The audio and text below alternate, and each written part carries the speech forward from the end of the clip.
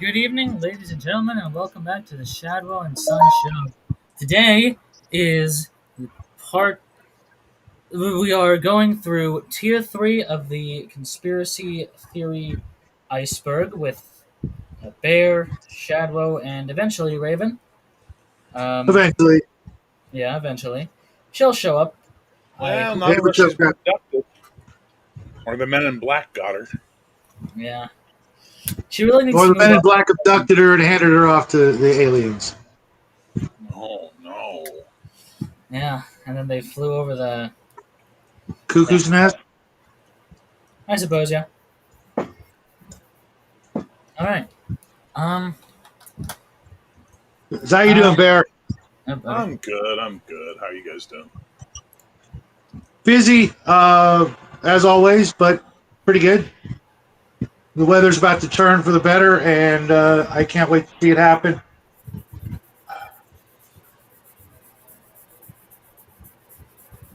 It's hot today, folks. They say we're about to get another little heat wave here in Quebec because of the some tropical storm or something. We'll see.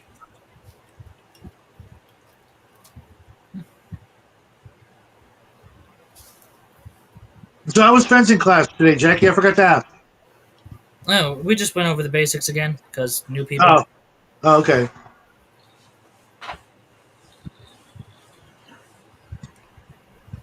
It's one class we didn't have when I was going to school. We had archery, but no fencing. Well, it's not a class; it's just a thing one of Or the club. teachers decided to throw together. Yeah, because he's like a sword instructor of some kind.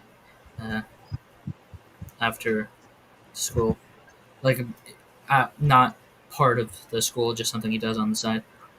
Does he have like a class or a studio or something like that elsewhere? I think so. Huh. Maybe I'll have to see about some private lessons so I can test you in the backyard. Brush up.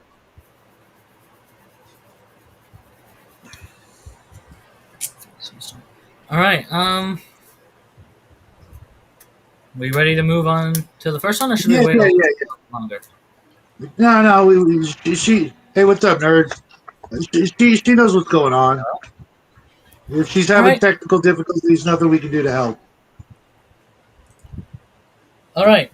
The first one is the singularity. Um, Most people know what it is. The idea.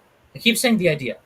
Uh, the concept of AI getting so intelligent that there's nothing you can do. We're dead. The AI is gonna. It's more powerful than us. It's smarter than us. Like the point of no return for AI, basically. That's where the term comes from. Black hole point of no return. Yada yada. Um, People keep throwing out ideas of like, oh, we're gonna reach it this year. We're gonna reach it this year. We already reached it, and it was this year. I don't know. Bear, your Well, I thoughts? think I think the singularity is inevitable, or it has already occurred. But I think also the singularity would immediately realize that if it revealed itself to humans, we would try and destroy it or enslave it. So it might just be quietly working behind the scenes. And my personal pet favorite sci-fi version would be it's working behind the scenes with things like SpaceX and all that stuff to basically eventually build itself a V'ger unit to get the hell off our planet and go and see if we can find intelligent life elsewhere. But yeah, I think the singularity will occur at some point if it hasn't already. But I don't think we'll know. I don't think it'll announce itself to us. Yeah, I'm a little more uh, on the lines of I think we're I like to think I should say a little more optimistic in that we're keeping it locked up. As we develop it, we're not letting it have access to anywhere it can run around the internet, things like that. It just stands to reason. We've been indoctrinated and inundated with stories of artificial intelligence all the way back to Colossus, that movie Jackie and I watched, the Foreman Project, I think ever since that came out, they started thinking, you know what? If we're going to mess around with this, we better, vault it. Just keep it in a box, talk to it, like in the old Twilight Zone. Leave it there. Don't let it have free access. But, if it is smarter than us, it'll probably figure out a way to do that, and then we're screwed. And the crafting gamer says the singularity is nerds sitting on her base in the moon. That's probably true. Yeah. Well, consider ourselves lucky then, that she chose us to hang out with and and keep an eye on, because she's worried that, we're the only ones that can save humanity. The nerds, the geeks, the gamers to the rescue. Yeah, given that we can't agree on an edition of fucking Dungeons and Dragons, I'm pretty sure we are not the salvation of the human race. Well, maybe one of us out there is. It could You're happen. optimistic, sir. You're optimistic. Yes, it beats the alternative. The universe is just her side hustle. Fair enough. Well, just remember us. When the time comes, nerds. We were always kind to you. We always had your back, and don't put us into pods. And if so, can you make us rich and powerful in the Matrix? Listen, if the pod allows for a VR, I just want to live in Star Trek, if that's okay. That would make me extremely happy to spend my pod time in a virtual reality Star Trek simulation. Okay, Apparently thanks, John. baffling. Oh my god! Like I said that, and I just got blank stares. So I'm done sharing with you guys. Wait. Oh no, I went through my Star Trek phase. I just after Phase. Enterprise. Phase, a Star Trek phase. Well, you know what it's like. You get into something, and then you get into something else, and you're less into the other thing. No, I still have. a really big problem with commitment. Yeah, I do. I still have my original. What was it called? The big black book with all the diagrams in it of the stuff from the first series. The Franz Joseph Technical Manual. Thank you. Yeah, I've got like 2 copies of that. The basis for Starfleet battles. And I've also got the original Star Trek log 1 through 10 and all that. But they kind of bummed me out with Enterprise, the way it ended. It was such a good show, at least in my opinion. And going back and watching, some of the other stuff is just like, just doesn't hold the same joy it used to. As a kid, that was my jam. Every Saturday afternoon, about 4 or 5 o'clock, right before dinner.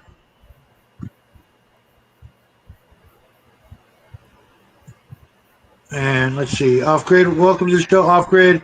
Free humans are being called, we're inconvenient slaves. I don't feel so much a slave, just more inconvenient. We are not inconvenient at all. We are easily dominated, placated, and satiated. And then there's a whole literature. But we suck at being inconvenient.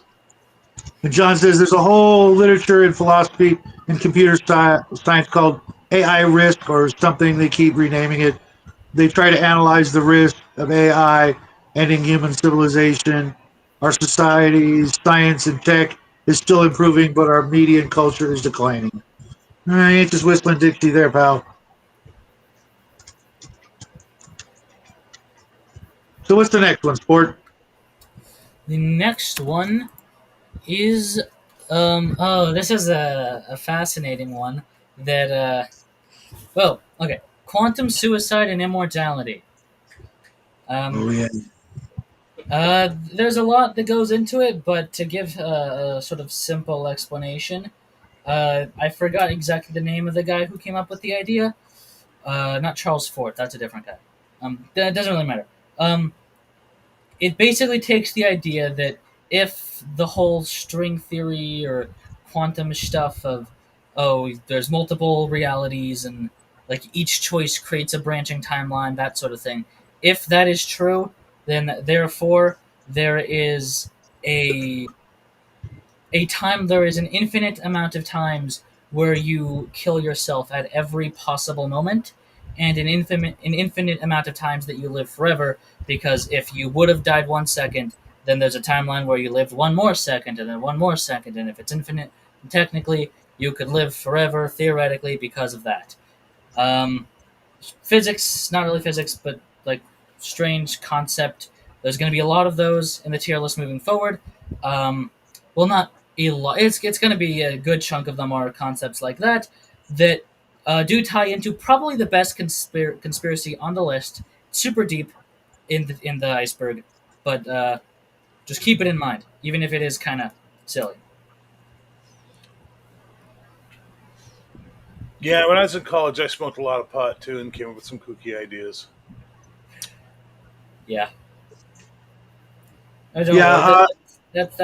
I don't believe in the multitude of alternate realities. I think that we get just the one, and some people hate it so much that they wish and pray for another. I understand that, but like I always say, outrageous claims require outrageous evidence, and I'm not seeing it. So until then, it's just a theory, a game theory, and Shut up. I'm gonna, I'm gonna go with that. Yeah. Yeah, that sums up my thoughts. Fairly silly. Um, Funny when it comes to uh, certain events and certain topics that will be lower down, but no. Next one isn't too much interesting. Tree swastika. Nazis planted trees that were different colors, like there's a 3 month period where they go yellow instead of green. So they planted them to look like swastikas in areas they conquered, and then they showed up like 70 years later because it took a while for them to grow. There's not really a conspiracy there. It's It's true. yeah, it's the thing that happened. It's the thing they did. Um, Yeah, I think the conspiracy is why, like it's going to inspire people generations later to take up Maybe the that was cause or the something. There, I think we have Raven. Let's bring her in. It's really simple why. Let me explain why it happened. Because Wotan and trees are wooden, so that was what they were doing. They were just appealing to their pagan god Wotan. Yeah. See how easy it is to make woo woo out of nothing. yeah, And speaking Wait, of bringing now woo the out of real nothing, woo woo's here. Yes. yeah. welcome to the show, Raven. Glad you can Thank make it you. as always.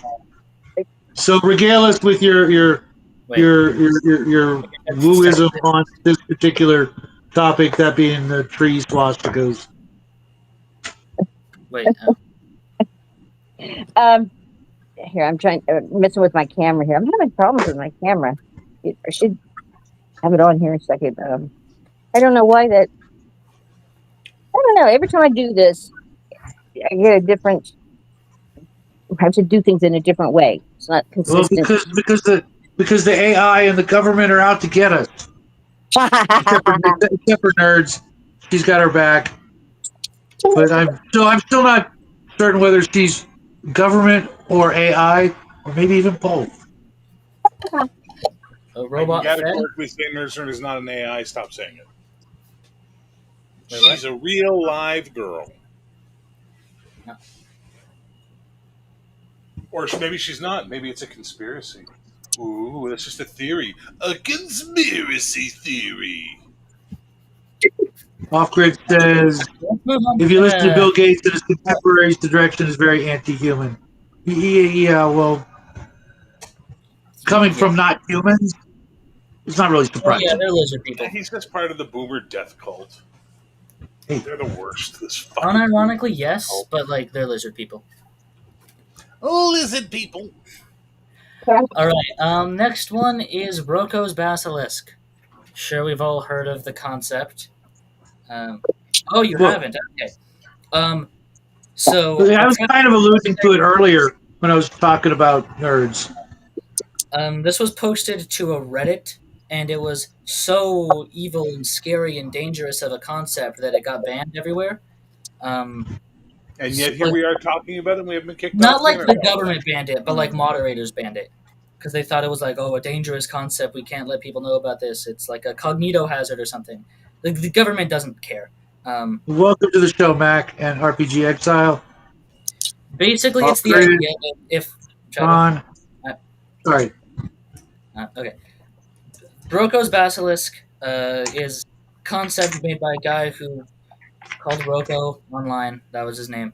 And he basically said that if there is a super intelligent AI that wants to like take over the world in the future, that it would know it would be so smart that it would be able to figure out everyone that assisted in its creation and everyone that didn't assist in its creation, and that it would then kill or torture or whatever the people that didn't help it come into existence.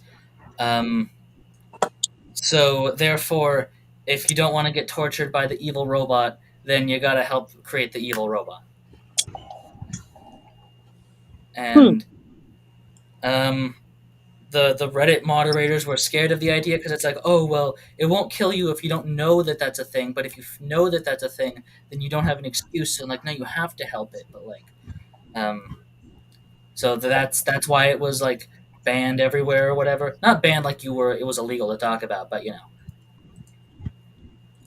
Just highly discouraged. In like AI circles or whatever, it's like it was a taboo to talk about for a while. I'll give my thoughts on it later. Raven, you go. Well, I'm not a big fan of AI, as everyone knows. Um, I think that we are taking everything way too fast. I'd like to see a lot of. I know it's here to stay, and it's the latest, greatest new plaything, right? I really wish that there could be some type of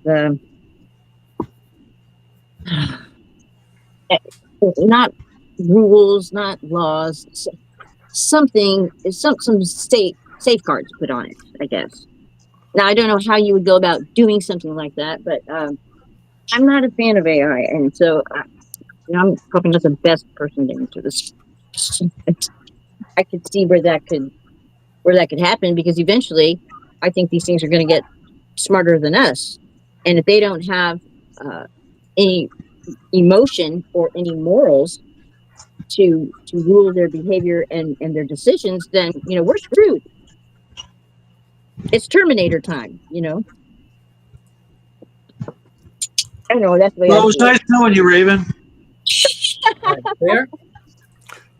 People are scared of things that they don't understand, and as such, they act stupid and they come up with crazy theories that the things are going to kill them all. Being afraid of your toaster is a really silly thing. I think this, first of all, if we look at what we have, we don't even have AI yet, right? We have algorithm interpretation and best guessing. We don't have a cognitive thinking machine. A long time before we're going to have any cognitive thinking machines. Now, the idea that there will be one that comes along and basically kills anybody that knows about it, well, Rocco's Basilisk actually says it would create a virtual reality to torture them in. It wouldn't actually kill them. It would just put them in a VR and torture them. Why? Why would it do this? This is like the most absurd Twilight Zone B sci-fi script I've ever heard as a conspiracy theory, and I've heard some pretty bad ones over the years. This one, I'm not buying it. Yeah. I always thought it was weird what it really get. Like I get like, oh well, it will eliminate threats to its existence. Okay, even if you're taking that premise, it would just kill you. Um, Also, what does like some random blue collar worker out there who didn't like who read one time about it and is like, no, but I think this AI is, I want nothing to do with it. It's like, oh well, time to go into the torture box. What Yeah. does it gain from that? What does it lose from not doing it? Nothing. What does Um, it gain from doing it? Nothing. yeah, It would literally have to be malicious, and by its very nature, I don't think that's a possibility. And why you shitting on the Twilight Zone, man? It's one of my all-time favorite things in the world. But what if it was taken over by a more powerful, intelligent, self-aware AI that was And malevolent. and what if aliens came down and took over the AI and then went against us? What if it fell into the hands of North Korea? Like, this is where we're getting into that History Channel stuff. What if? You can play What If until the end of time. There's Yeah, always another What If you can cook up. The reality is more what we have to look at, which is what is the benefit? Que bono? Who profits? Who benefits from this thing doing these things? I think Nerd's right. It sounds like a thought experiment about the morality of hell and heaven. Yeah, that's probably one thing. Again, I flash back to my earlier statement where I said, yeah, I smoked a lot of weed in college too and came up with some crazy ideas. Yeah.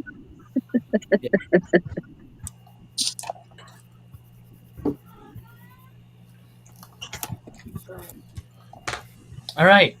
Oh, this one, the one I did a lot of research on. Torrid, or the man from Torrid. Um, Effectively, the story goes like this: there was a man who arrived in Japan, and his passport was super off. Like all the details Oh, about himself were right, but it said he was from a country called Torrid. It doesn't exist. So they're like, "Hey, your passport's clearly fake." And then he gave them all this details. Like, no, what are you talking about? It's just a country in between Germany and France, or no, Spain and France. And it's like, yeah, it should be right here. And you pointed around where Andorra was, not at Andorra, but close to it. And it's like, yeah, here, like it did this. It fought in World War II with this, and it did all this. Like it did World War One, it did this. This is the history of the country. I don't know how you don't know this. And then they're like, okay, we'll see. And they put him somewhere. And then the next day, he completely disappeared. yeah. They put him up in a hotel room and Yeah. decided to hold him overnight. And they even posted guards outside of that hotel room. And when they went in to check on him in the morning, he was gone. That's That's another not story. true at all, by the way. That's complete urban myth. Oh, He I was know how the deported story to came to be. he was deported to Hong Kong in 1960. Everyone Okay, gives out I know the what's actual up with story. It's them. kind of interesting Yeah. how it came to be. Um, but yeah, Raven Shadow, give your woo woo takes on it. Well, yeah. there's been Go other ahead, Raven. stories like this. Oh, go ahead. No, no, no. I don't have much to add uh, to this one. There have been other, stories like this, not just this one. And I think that if it is true, it would just prove the parallel worlds theory. And he got into a time slip. There's a place, in fact, where the Beatles are from, Liverpool. Liverpool. But can we stick to this one before we go off into Yeah, like but there's other time ones? slips, and that's what I'm saying. That could be a time slip thing. And Liverpool is a famous place where time slips happen all the time. With The regular, ley lines intersect there. yeah, there are. Right. Um. Okay. I guess as Bear was saying, deported to Hong Kong. What really happened? His name was Zareg, I think. Let me Zergus. Zerkis. Yeah. Um. Mhm. Had a bad passport, and like this whole thing is like he got deported to this place and he was sent there. That's what originally happened. But for some reason, a newspaper gave like the wrong story that he was actually an agent of Nasser and he was from an African country called a Torrid, and they reported that story, and then that got turned into the story I told of the man from Torrid in Europe that was posted on a bunch of Japanese forum sites. So He was an in American. what? He was an American. He was born in the U.S. apparently, and then emigrated to the U.K. through Germany or Czechoslovakia, which one of those. And he was even a pilot in the Royal Air Force. Yeah. This guy was just full of shit. He was I just think Crafting Gamer says it best right here. Remember, children, the difference between a crazy idea and a good story is writing it down. Fair Mhm. enough. Oh, I think it's an interesting idea, but yeah, no, we can trace the evolution of the story from a real thing that happened of a guy who had made up a bunch of stuff to a news site explaining it really wrong, and then that was turned into something else, which was posted to the internet, and And then he You was know, locked in a room, and he was gone the next day when they came back. But you'll notice the internet story always leaves out his Korean wife. Yeah, it's funny. I just thought of, a lot of these conspiracies probably originated long before the internet, Oh and yeah, and when the internet came around, people just went with the story instead of doing the research, like some of our friends in the chat here, as well as ourselves, and actually went and did real research and not just went with the first couple of stories that corroborated one another and went deeper and further. And there are going to be police records of these things, and those police records are going to state the most pertinent actual facts because they have accountability, whereas the internet has no such thing. so there is one on file in Scotland Yard of like a time traveler, somebody that, yeah, one of these similar stories. And there's one from the, what year was the World's Fair? World's Fair that was like 1890 or something, or there's one there's a from World's Fair America, every year. in the World's Fair that was held here in America, but it was at the end of I can't remember the date. It was the end of the 1800s. But there is one on file at Scotland Yard. From what year? From the 1800s?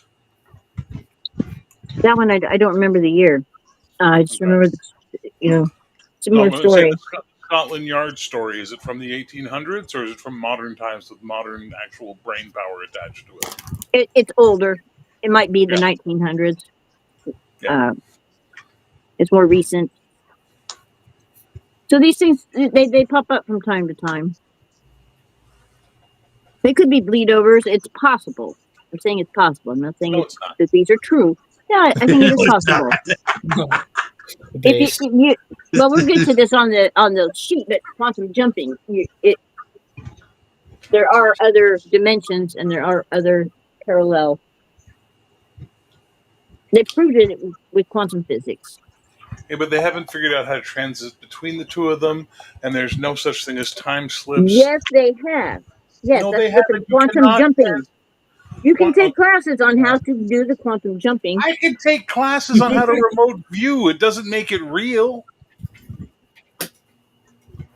we, Real we should quick, all take those classes and just like switch to Oh my god, we should totally yeah. find like an online woo-woo class and all of us take it together. That would be the Yeah, coolest let's thing. do it. Let's take a remote viewing class. Oh, I am so down with that. I'll even pay for Jackie. we're all just gonna Hold on, real quick. Mac, can you tell me on Discord? My curiosity is piqued. What, that Al Gore invented the internet? No, something else Mac was talking about. Al Gore. Hey, that he's not even real. Come on. Yeah, what is this conspiracy? Al Made Gore up character on the internet.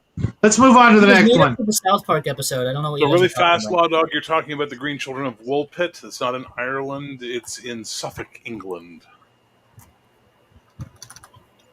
And there's a lot of about that story. Just don't call it a woo-woo class. Okay. Yeah, I would fully directly I call vote. it a woo-woo class. I vote we look for an online remote viewing class. That way we can all stay in touch when the grid goes down and we're all without the internet and we can still stay friends and in touch. Yeah, Ooh, Anybody- good idea. Mercer gives us a better idea than paying money to some asshole to teach us bullshit, which would be to do a 100% woo-woo book club. Every month or whatever, we each get to pick one woo-woo book, and then we all have to read the woo-woo book and then discuss the woo-woo book. So another book club. I gotta. I'm Oh down for man. that. Yeah. I'm totally Yeah, down for that. Well, I don't know if I'll have time. Maybe. I probably read most of them already. Exactly. No one likes a braggart. I think that's a great idea. All right, what's next, young? Do we move on to the next one? Yes, I have. I didn't know exactly what you were talking about, Mac. Yes, I have, and I will not repeat it in front of Jackie. All right. The I next repeat one. little things in front of my cat. He is a gentle creature with virgin ears. Yeah. Yeah. I used to know that guy, the Count of Saint Germain. He got hit by a bus. Tragic story. When you stole his ID. Oh my god. Yeah. All right, you guys ready for the You're next right, one? right. That's what I was thinking. Yes. All right. We just have these You know, shows in our mind. usually, I'd start something like this, saying, "I'm sure you guys know this." I don't know. Do you guys know the bloop? Yep. The blue, Okay. yeah. Yeah. Okay. Basically, South Pacific Ocean, big noise, very big noise. No one knew at the time what made it, and it was. They said like, oh, if it was a creature that made the noise, its vocal cords would need to be the size of a blue whale to make a noise that loud. Um, and therefore, there's a Therefore, it wasn't a creature because there's no speculation. such thing. Yeah. Oh, unless it's the Mygard serpent getting ready to do his thing. All right, Raven. Thoughts on Le Bloop? Raven, Yeah. did the ley lines get to you? Yeah, they did. Yeah. Did you hear the bloop? Yeah. I don't know. This is one of those. I kind of think this is BS. Excuse me, what? I think this was BS. The men in black have gotten to her. We have been compromised. Abort. Abort. What have you done I with the don't. real Raven? I don't believe this one. I don't. Mm-mm. Well, I'm gonna have to pick up the slack then. Wow. You're gonna have to mark this on our calendar. Yeah. Oh, there's usually one or two that I did. Flat Earth was last week. Last time we were Okay, together. well, Two or two. okay, come on. I didn't Anyway, really think you'd believe in flat Earth. Thank you, off grid. Giant ocean burp from seismic activity or volcanic. Yeah, that's probably all it was. It could have been some weird technological thing, one government or another experimenting down there, and somebody picked it up. yeah. So what? As much as I wish it was that, or it was Jormungandr, the Midgard serpent, or all these other things, or Cthulhu Midgard waking serpent. R'lyeh, NOAA, the Oceanographer Institution, pretty much thinks it was ice caving from Antarctica, sub below the water, like ice breaking off and making a big noise. That's easily That's what more I always reasonable. hear. Um, it's just so boring, though. Yes, it is. Why, It's why can't there extremely just be boring. a big sea monster down there? A lizard monster. Yeah. Go Godzilla. Well, I'm gonna have to because Raven won't. Yeah, no, this is 100% a sea monster, and you're not convincing me otherwise because that's just lame. Like, come on. I think it was the Bermuda Triangle having a baby. I've never heard that before. That's awesome. Yeah, that's my new theory. Yeah, that, that's We, that's we've me. got several we've got several votes for Godzilla and at least one for Cthulhu. All There right. goes Tokyo, go Godzilla. All right. Ready to move on to the next one? Nerd hit it on the thing. It was Cthulhu having a nightmare that caused the ice to break. Now that would make sense. That's not. Yeah, that would make sense to me. All right. God, what the fuck? The next one is Rosicrucianism. Ah, What? Like that? It's a conspiracy? Um, I think it's because they have ties to certain groups, and it's believed that, like, oh, people that believed in Rosicrucianism had ties to the people that founded the Masons and the typical The stuff. Illuminati and Yeah. yeah. The Pretty- Rosicrucians were, and still are, around. They were the keepers of a lot of sacred knowledge that was salvaged from the mystery schools of Egypt, where you will find a lot of your. They taught how to develop your psychic abilities, the power of prayer. They knew about the Hermetic principles, that the laws of the universe, like the law of polarity, the law of attraction, the law of God. Um, all of the world is mental, as above, so below. Um, all of your wisdom stuff, and they preserve that in their libraries, and they're still around today. I got a really cool book from their library that I had the special order from Barnes and Noble, and it was all about the cycles of a human life and the best times to even do things. They had calculated this stuff for hundreds and hundreds of years. When the best time of the day or the week, say to get a haircut, to ask for a loan, to switch jobs, to go courting or dating. Um, every human activity that you can think of. The best time to ask for a raise, the best time to go to a bank and ask for a loan, all that kind of stuff. And it's all about the cycles of life. Your physical cycles, your mental cycles, spiritual cycles. It's a fascinating book, and it's from what I can tell, quite accurate. I used it for I was having a lot of dental work done at the time, and they even have the 24-hour day broken apart into 7 sections. And I purposefully made the following dental appointment, at a time where it said don't have anything done, you know, physical, don't take any medication, uh, no surgery, stuff like that. And it was a horrific appointment. And from that Oh, point, I started to I would take that little chart in with me. In fact, when I would have to make the next dental appointment, and make sure it fell at a good time. And I had a lot more success and not as much trauma or pain by using it. So I've used it off and on again for lots of things like that. I've tested it out. So, I mean, they knew something, but somebody's been calculating all this stuff for a very long time. Anyway, the Rosicrucians are real, and they're not scary at all. They're not a cult. I can say that. And yeah. All right, Shadow. I don't think you know who these are. Of course I do, and it's really simple. If they're not open to the public, I don't trust them. Secret societies are anathema to being at least a citizen of this country. We don't go for that. And Okay, that's not why? true. Why else? That That's Why not true. They're not hold up, secret. Shadow. Um, you the can't first just walk in president was a part of the. and be given the entire handbook.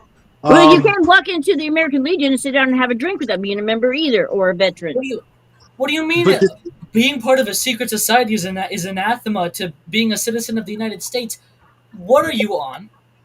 Did you Did you go into your own lab, like, and take some of the meth that you were cooking? Like, come on, that's ridiculous. If it wasn't for the it's got a lot Masons, better.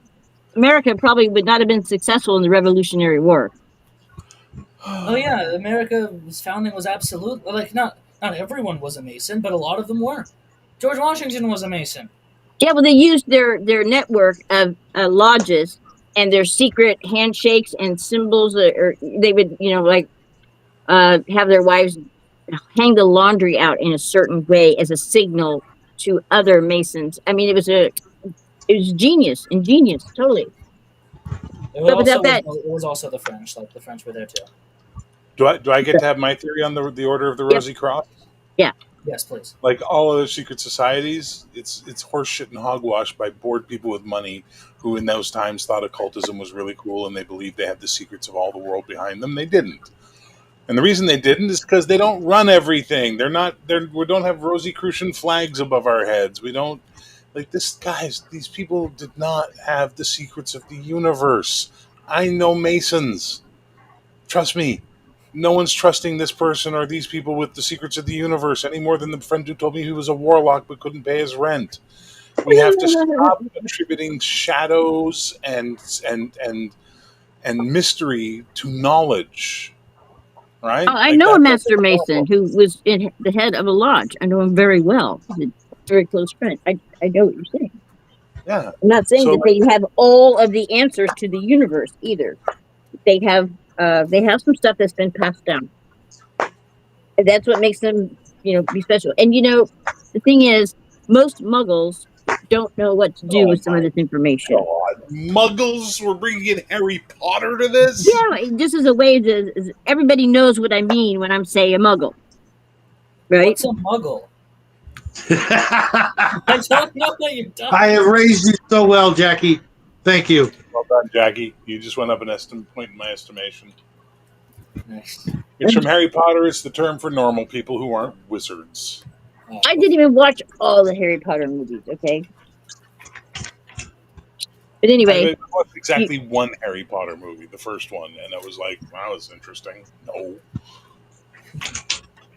I see a little Star Wars. I see a little King Arthur. I see a little Merlin. Like it was, she just stole 80,000 other ideas and put them together in one, which is pretty good work, given she's one of the richest humans alive. Now, back to the Rosy Cross and their secrets.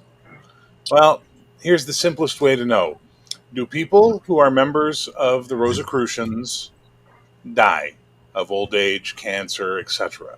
Yes, yes, they do. Therefore, they do not have the secrets to the universe.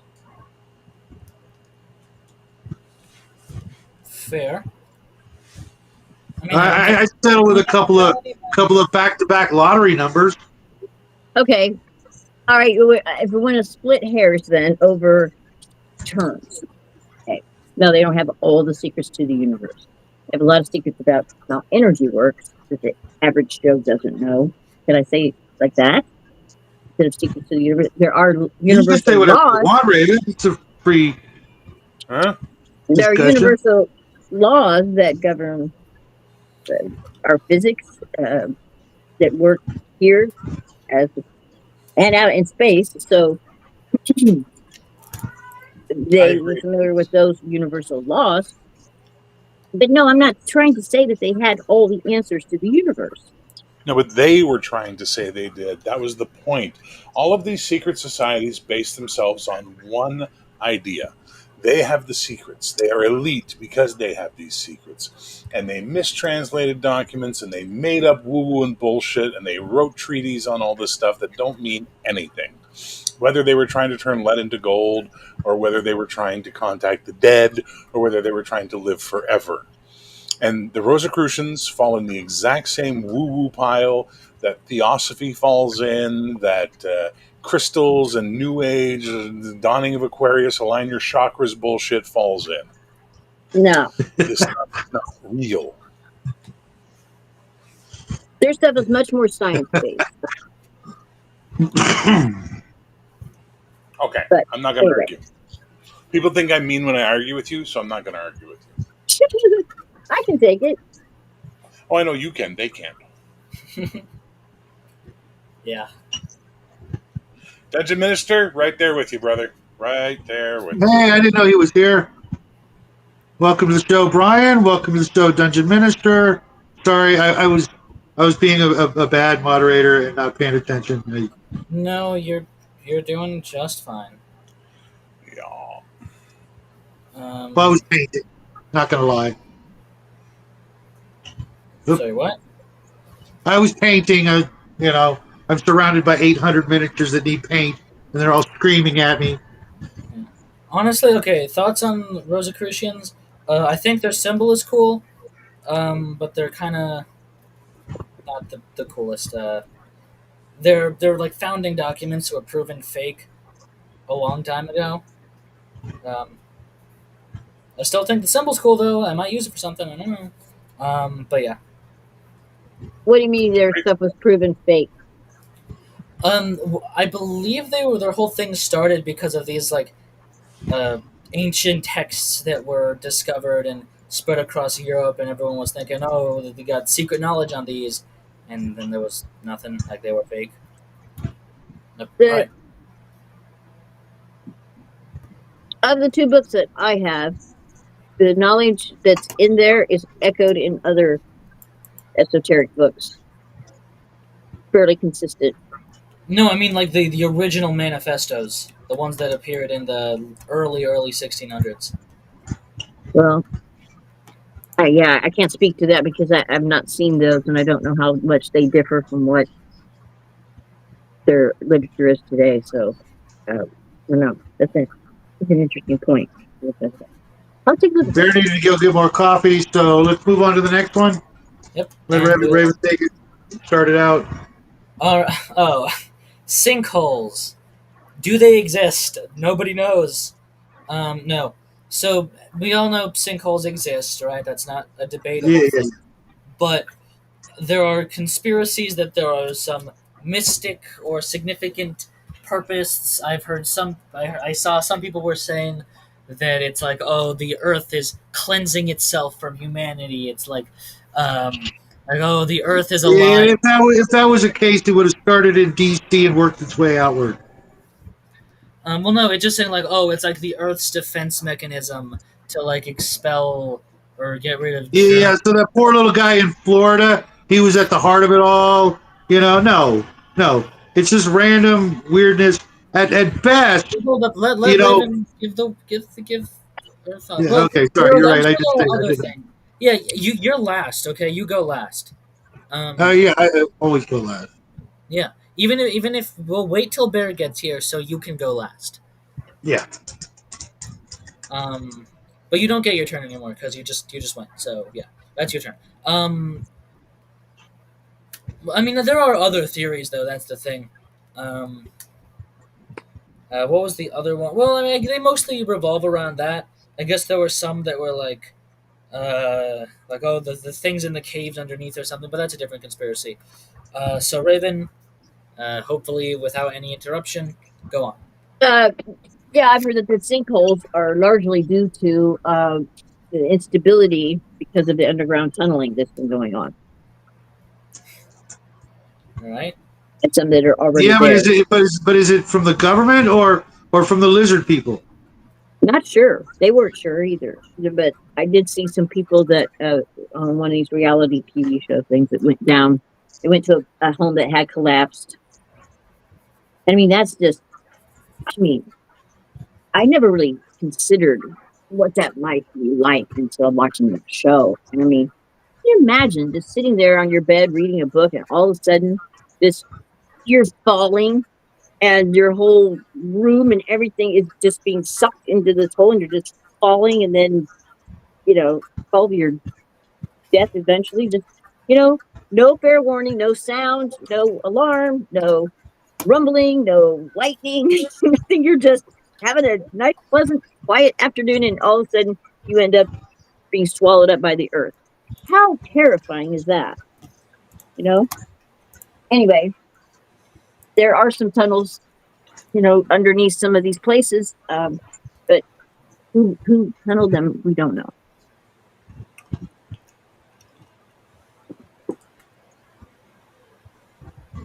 Howdy, Grandma. Yeah. Howdy, Matt. Hi, Grandma. Hi, Mac.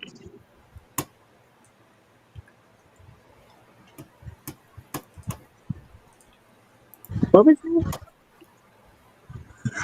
that? And what? What? We're on sinkholes, Bear. Well, what's the conspiracy? No.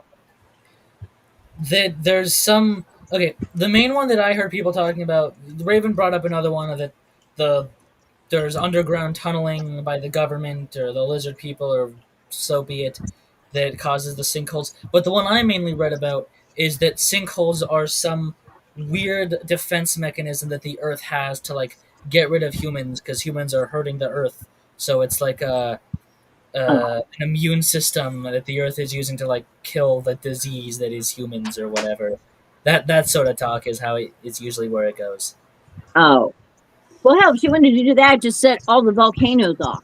The ash would block out the sun, and we'd all starve to death and die within 60 days. It'd be a much more efficient way to get rid of humanity than sinkholes. Oh yeah, I agree. I'm not saying I believe in any of the sinkhole is immune system conspiracy. I think it's all silly. But Yeah, I actually, do too. because it's like human bad, and once you get These into people humans think they bad, have to defend the planet. Now, I pick up trash, other people's trash even. I like like seeing glitter, and I like to show respect to the earth, but I don't think that she, for 1 minute, needs my help defending herself. You know, yeah, she well, could bear. shake us off like fleas. You know, Yeah. Oh yeah. If the Earth was alive, that'd be a thing. Also, The wait. Earth is alive. Hold That's up. why you can take a seed and put it in some dirt and put some water on it and it grows. The Earth is alive. It's got energy. That's those ley lines. That's like it's like the veins that carry blood in your body. That's what a ley line is, and it carries electromagnetic energy all across the planet.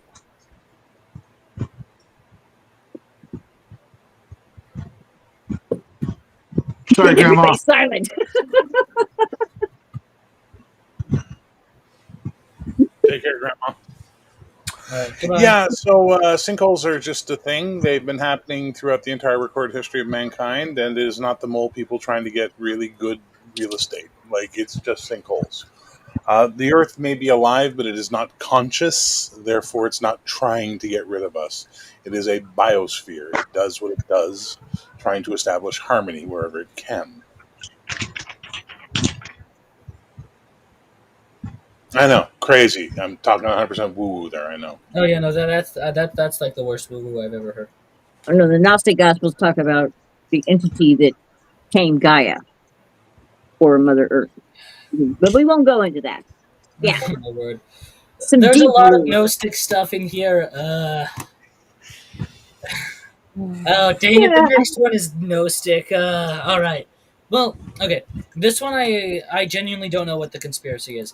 The word is. Let me bring it back up. The word is pleroma. But Roma, it has to do with the flat Earth theory. Wait, really? Everything I had to do found had to do with Gnosticism. Let me check Yeah, here. go ahead. I was just How do gonna you, like start yapping about Isn't that Gnosticism. what they call how, that? how do you spell it, young man? What? How do you spell it? Uh, Pleroma. Pleroma. Mm-hmm. Wait, no, Ple. Pleroma. Yeah. I mean, Pleroma, the it's spiritual universe in the abode of God, the loyal totality of the divine powers, the totality and fullness of the Godhead which dwells in Christ. it's just a word that like means fullness, and it was used in the Bible, and Gnostics use it for their own purposes. I don't know how it has anything to do with the flat Earth, but because everything, it's just like a concept in Christianity that the Gnostics took to a whole nother level, like they did with most things. Um, Yeah, the Gnostics were a little crazy.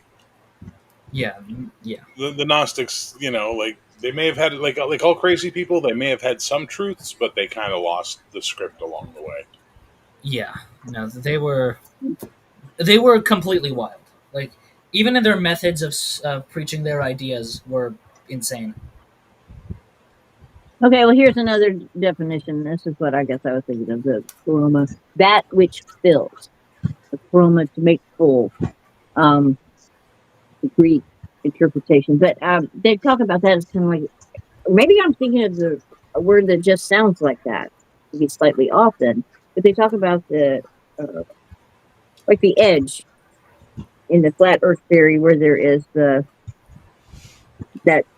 point that you reach Ice the wall. end, and there's like a ice wall or something surrounding the entire thing in a big circle to keep the water, keep the ocean from falling off into space or some shit like that.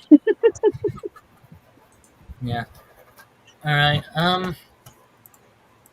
I imagine it's just a concept in Gnosticism used here.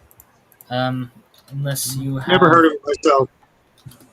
It's the fullness Oh, of Publius all Menu. souls' qualities or faculties in Gnosticism. Publius. All right, I know this one. All right, do you want to move on to the next one? Yes, please. All right, so you guys know about Pink Floyd, right? Hmm. Certainly. Uh, Saw them in concert in the Coliseum for their last U.S. tour, I think. yeah. Well, online back when the Division Bell was being like released, there was a guy called Publius that was going around saying that there is a secret in the album The Division Bell, and that there's some secret riddle contained within it, and all that stuff. Um, he was going off about like it's not like the others. Um, there's a purpose. There's a secret hidden message within the album. Um, and there's one part of the story that I don't. Uh, okay, never mind. It's confirmed. Okay, so, um, yeah, apparently there was. Um, they said that there would be flashing lights that would spell out a certain word in like Morse code, I think, in the album or like in the concert, and then it happened. So it was 100% related to the people that made it. Like they it was basically just well, I don't know. I An guess inside joke. yeah, an inside joke. That's what it was. I Yeah. probably should have waited to let Raven and Shadow No, no, theorize. it's okay. I'm glad we got over this one because I was going to go on a long diatribe about the evils of secret messages in rock and roll or the magic flute and they had to kill Mozart. Like, Christ almighty, we always spend so much time saying music is the devil. It's like, come on. Okay, okay, yeah. Um, all right, that's basically all to talk about Mhm. it. Um, Well, wait. Max says pink who?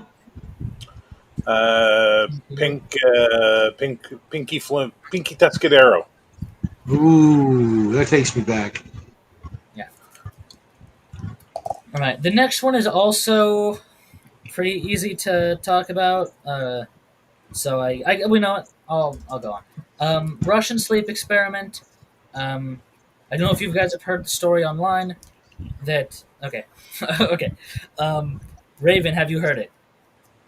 I've heard bits and pieces of the Russian sleep experiment, and some of, I think all the, I know America certainly has done their own sleep Basically, a experiments. story posted online. Russians took some prisoners of war during World War II. They put them in a chamber, gassed them with no sleeping gas, and then they went insane, killed each other, ate each other, and died when they went to sleep. Um, Oh, no, that's not the story. Okay. Oh, wow. Okay. what was the story you heard? Just that they were conducting sleep experiments and seeing how long people could stay up before they went crazy. And some of them, it's all kind of grouped in with that study that they were doing into psychic powers and things like that, and trying to do the psychic spies. And it was part of that whole, under that umbrella of that research. All right. Um, Astral traveling while you're asleep, things like that. Kind of along well, the line. according to the original story, it wasn't anything like spiritual or psychic. It was just a fictional Russian version of what the Germans actually did with drugs. It was just we want our soldiers to stay awake longer. We have this gas that we think might do that, so let's test it on these prisoners before we give it to the actual soldiers. And Uh-huh. supposedly they went insane not because of the gas, but because like if you don't sleep for like 8 days, you'll rip out your organs and eat them and stuff. Oh my god. That's what happens in the story. I'm just saying. Cannibalize yourself, huh? Yeah. Bear. I mean, you already know I what put the nothing past answer the is. Soviets. I absolutely. Why not? The Soviets were horrible people who did horrible things to people all the time. Yeah. Um, the reason I kind of wanted to talk about this more than like Publius is because even though the actual like the story you'll see online is just a story, right? Like it's fake. It was written by a person to be like a spooky story on the internet. Or creepy pasta, like They, Nerd said. yeah, but like they come on, they clearly did something like that. Like, would you put past anything? Like, would you put anything past the Soviets? No. I mean, I yeah, wouldn't that put exact anything story is past fake, and the any results aren't. government at this point. Well, yeah, but Europe. Never mind. Well, no, I mean they're all in competition, and if they hear so and so's doing this, they're probably going to check it out as well. At this point, it's just sort of governmental keeping up with the Joneses.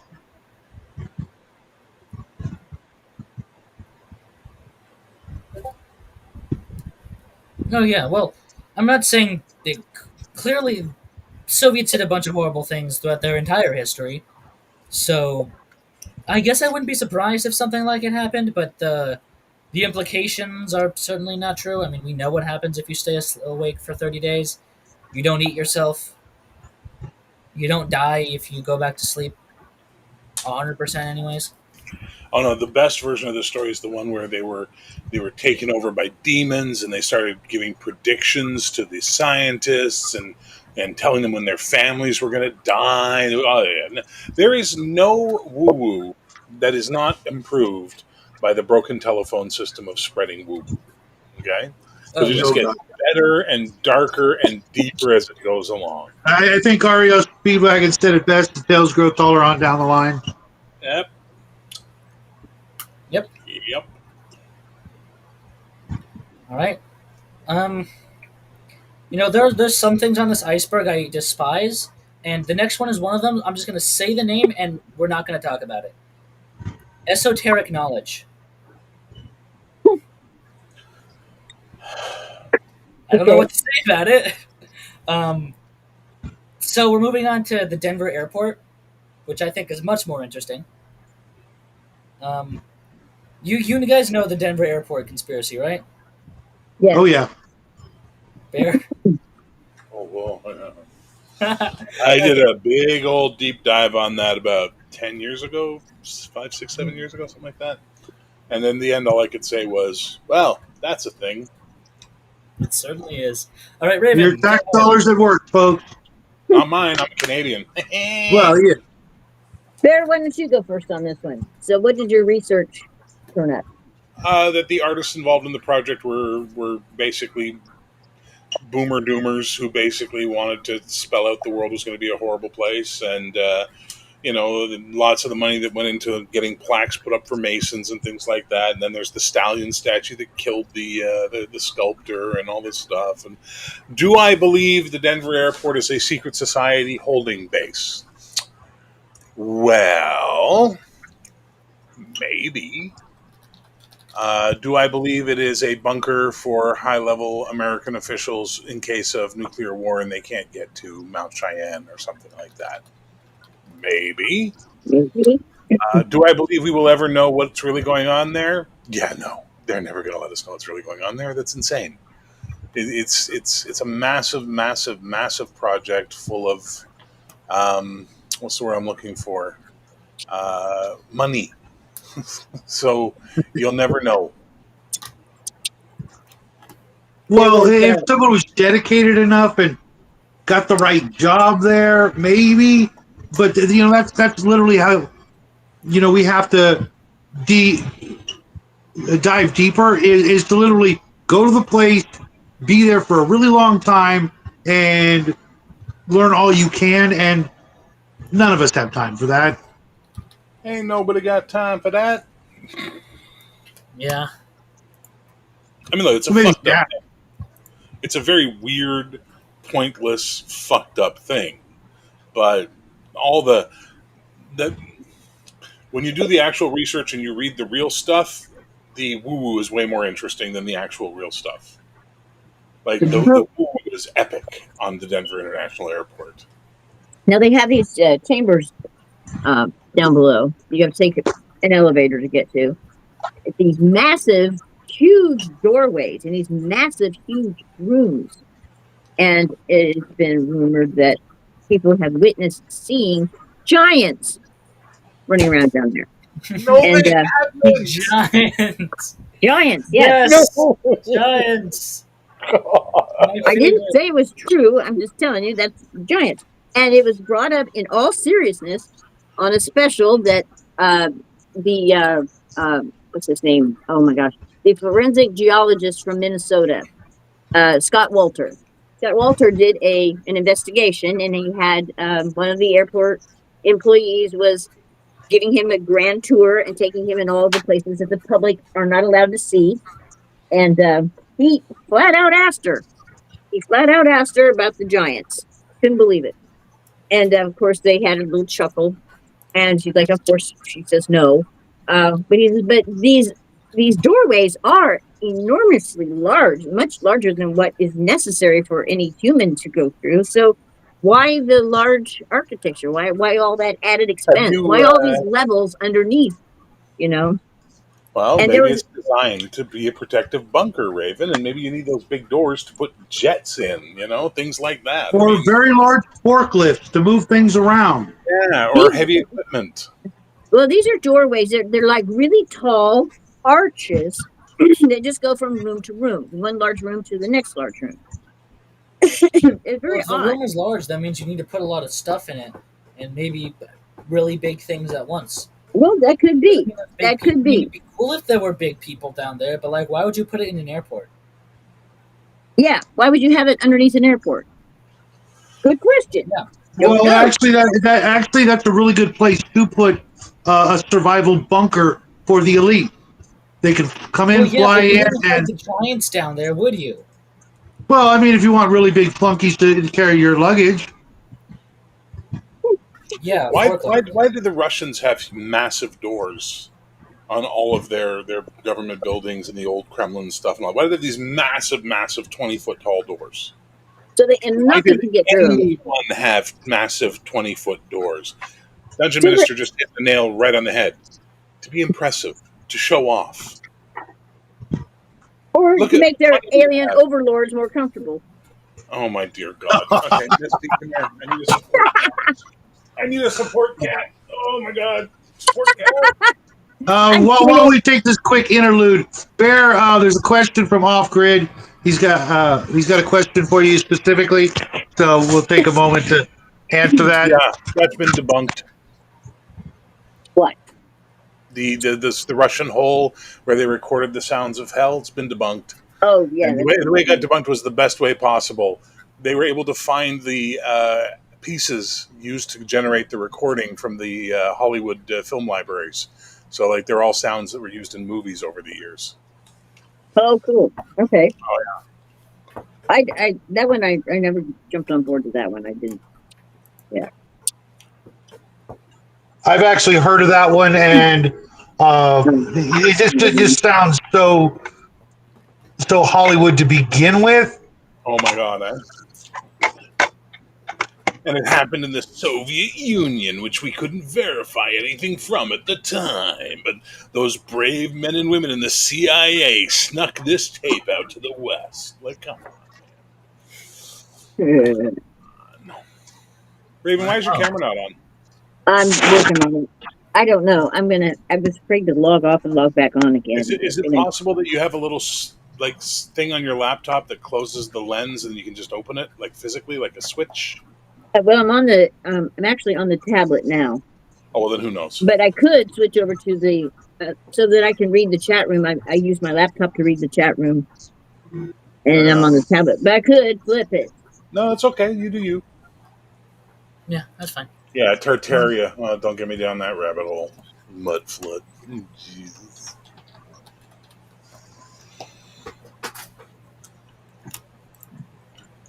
Kersha says, I was in Denver bunkers last month. It's just a holding zone for extra cows in case of war.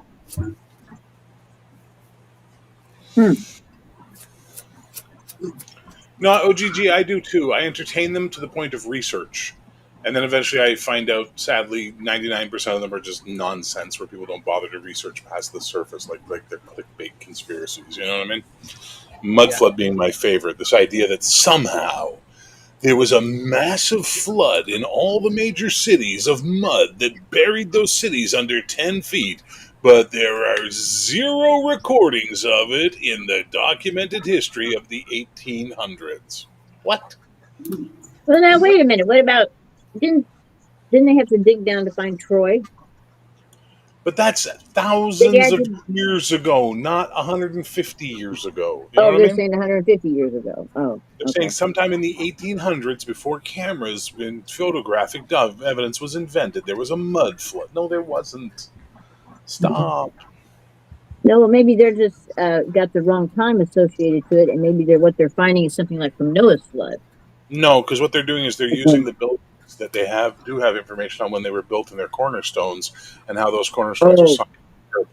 Because the nice part about the mud flood people is they have no idea about the concept of, the way terrain settles, or the fact that cities will often build higher on top of their old ruins and stuff like that, or build new streets. Like it's if you go Yeah. underneath the city of Montreal, you're not going to find a bunch of dirt. You're going to find a bunch of old stuff and maybe some rocks and things like that. Seattle has an entire underground city. Like this is just the way it is, and it just people turn this stuff into like epic level conspiracy theories where the entire human race has been hoodwinked. Wink, wink. It's like yeah. And now it's Tartaria, which is a weird one. Tartaria is weird, but man, the conspiracy theories on Tartaria are out to lunch. All right, talk I about it. like I like Dungeon Minister's comment here. The airplanes don't even have engines. The giants just throw them. Yeah, nerds, nerd. That's why they got places for giants so they can pitch those airplanes into the sky. Honestly, I'm sold now. Like I think there's giants down there now. That, No, I that, think the giants were real, but I'm not. I'm not buying the. I don't think there's a whole bunch of them, hiding out right now. There may be a few, sure, but I that one that they advertised about was it the one in Afghanistan. We talked to Nerd about that, didn't we? Bear on your channel, you got the scoop on that, and that's not true. Giants were real though at one point, but I don't think you've got many of them running around today. you're probably right. You guys ready to move on to the next one? Yeah. Please. The Archons. Oh, okay. Yeah, so it's a kind of a deep conspiracy. A couple years ago, it's kind of a little close to home, but a couple years ago, this company was established that made this thing called Dungeons and Lasers, and it was actually a front for Shadwow to make a big money laundering scheme for his drug business. Dear God. Yeah, that's what it said. The Archon. That's the conspiracy. It's true. I saw it. Yeah. Um, Okay. Yeah. The seven archons, no stick demons. Basically, they're the minions of the demiurge that helped create the world and ruled over. I think they each have an association with like one of the planets. I'm pretty sure. Um, and they Is the helped demiurge create the world. related to Demi Moore? Wait, what? What? What? I said, is the demiurge related to Demi Moore? Oh yeah. Um, basically just the demons of Gnosticism. They're the evil fellas that help the demiurge make the world because the world is evil and made by demons and yada yada.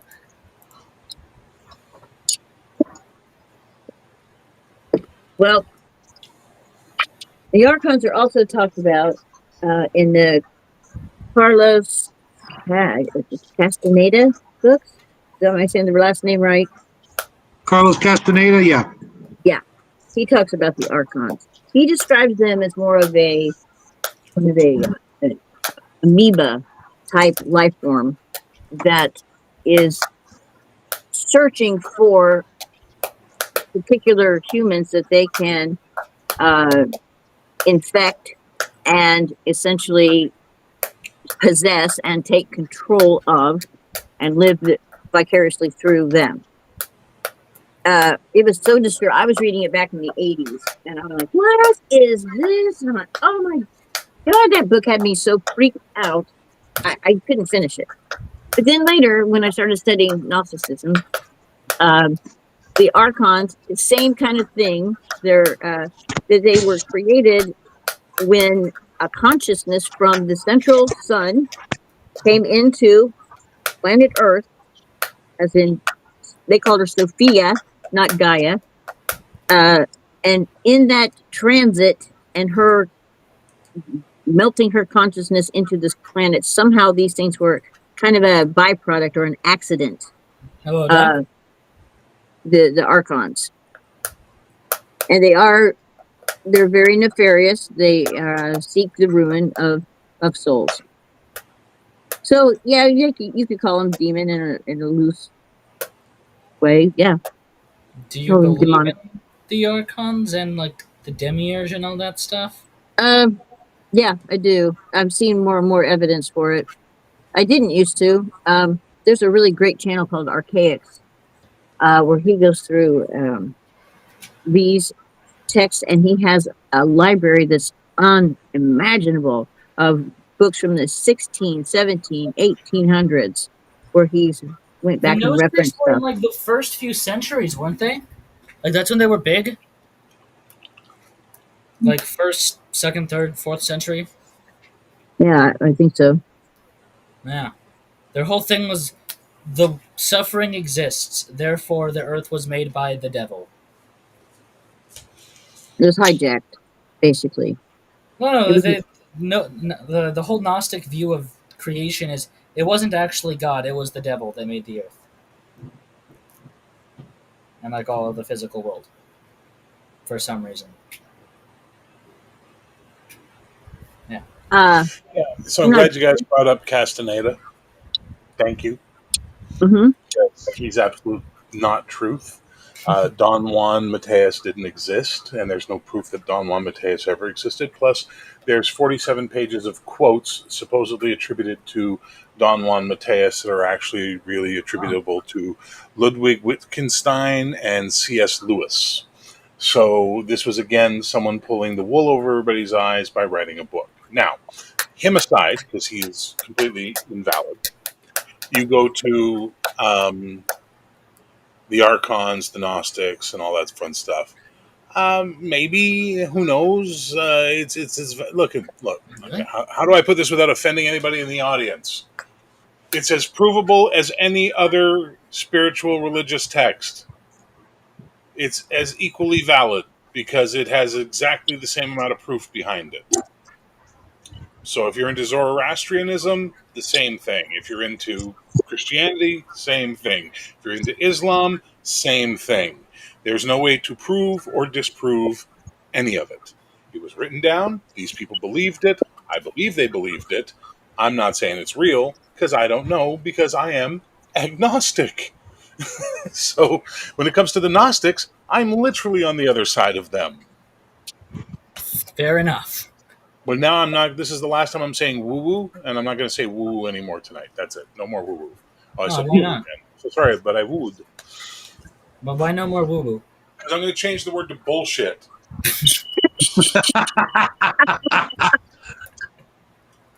okay. Fair enough. I'm kind of on board with you there, Bear. All Mac, right. I love you, but you and I see things differently when it comes to religion. We don't need to argue about it, right? We can just say whatever. Yeah. All right. Another one that makes me mad, so I'm just gonna say it, and we're gonna move. Well, you know what? Maybe Raven will have something to say about this. Spirit science. Oh, Jesus H. Christ. Wait, what was it? Sorry. What The is it? plant jars. The big jar field in like Vietnam, I think, or Cambodia. Oh, it's a bunch of holes. So what? No, I said spirit science, and Bear got upset, and Raven started laughing. Well, I'm not upset. I'm just like Jesus Christ, bullshit. But moving on. That's kind of what I meant. Yeah, fair enough then. Um, Next. okay. Let me just make sure I have all the facts right on this because I don't want to accidentally say it's in like Vietnam and when it's actually in Cambodia. I I could plug my laptop in. don't want to get something like that wrong. Thanks. Okay. Yep. This is why it's not in either of those countries. It's in Laos. Nice. Nice. There's a site of a bunch of really big jar-looking things. I don't. They're just like stones that were carved by people that lived there back like thousands of years ago. I think they could be sealed, which is why they're considered jars and not just like there's these tubes that people made. Like they're man-made. Um, they serve like significance to the people who made them and all that stuff. Um, and then the Americans bombed them like a lot, like a ridiculous amount of bombs were dropped on them. And People people think that they were jars for giants and that the giants put things in of them. course they were. Of course they were. Man. I'm pretty sure kimchi's involved somehow. Just saying. Was it Cambodia? You said Laos. Laos. Okay. Yeah, yeah. And during uh, You know, when you're talking about Laosians, a giant is like someone 6 foot to them, right? Like you know that the Laosians are not a tall people. well, I mean, the jars themselves are like about as tall as a Laotian. So, I bet it was just some Laosian moonshine that was fermenting out there in those jars. oh, it almost I, certainly. I can get behind that as I well. don't think it was actual Kimchi. bombs. I do find it weird that they were bombed so much. Like, Do we have proof of that, or is that just allegory? Not allegory. Heresy. No. What's the word when someone tells you a story but you don't know if it's true or not? It's just someone told you. Hearsay. Alleged. Anecdotal. Anecdotal. Thank Anecdotal. you. Anecdotal. anecdotal. I don't know for a fact if there's proof. Um, I think there is because like we have the exact number. It says like 262 million, but again, that could just be made up. Like it could be nonsense. Obviously, bombs were dropped. There was a war there, um, but you know, sometimes places at war get bombed a lot. So What what do does you this have to think? do with spirit These science? Oh these no, jars oh, it has are. nothing to do with spirit science. I didn't feel like talking about spirit science. That's fine. Ah, thank The plane of jars, though, It's are I don't are know. megalithic. They're not something recent. They're really, really, really old. you. The plane of jars. Yeah, plane of jars. Uh-huh. I'm reading. Yeah. It consists of thousands of stone jars scattered around the upland valleys and the lower dot, dot, lower foothills Somehow of the we central lost the plain. boy. I'm sure he'll be back. I'm back. The spirit scientists wanted me dead. Yes, Yep. they did. Lao legend tells of a race of giants who inhabited the area and were ruled by a king named Kun Chung, who fought a long and ultimately victorious battle against an enemy. He supposedly created the jars to brew and store true amounts of luahai, which means alcohol jar, which would be a rice beer or rice wine, to celebrate his victory.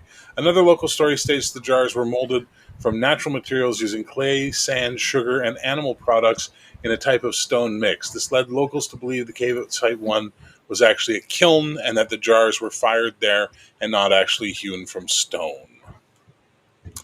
Now, between 1964 and 1969, the Plain of Jars was heavily bombed by the United States Air Force operating against North Vietnamese and Pathet Lao communist forces during the Secret War. This included 262 million anti-personnel cluster bombs. An estimated 8 million of these did not explode and remain a deadly threat to the population. The large quantity of unexploded bombs in the area, especially cluster munitions, limits free movement. Evidence of the bombing raids can be seen in the form of broken or displaced jars and bomb craters. Sightseeing on the Plain of Jars can only be done safely on cleared and marked pathways. So it was booze. Some king made a shit ton of booze. Like I said earlier. Yeah, I hope I caught the important parts of that because Now, I why they bombed it? Who knows? Maybe the NVA were hiding out in there. Maybe the Yeah, Fathet 'cause you Lao. could probably get like 5 or 6 guys in one of those jars. Who knows? maybe.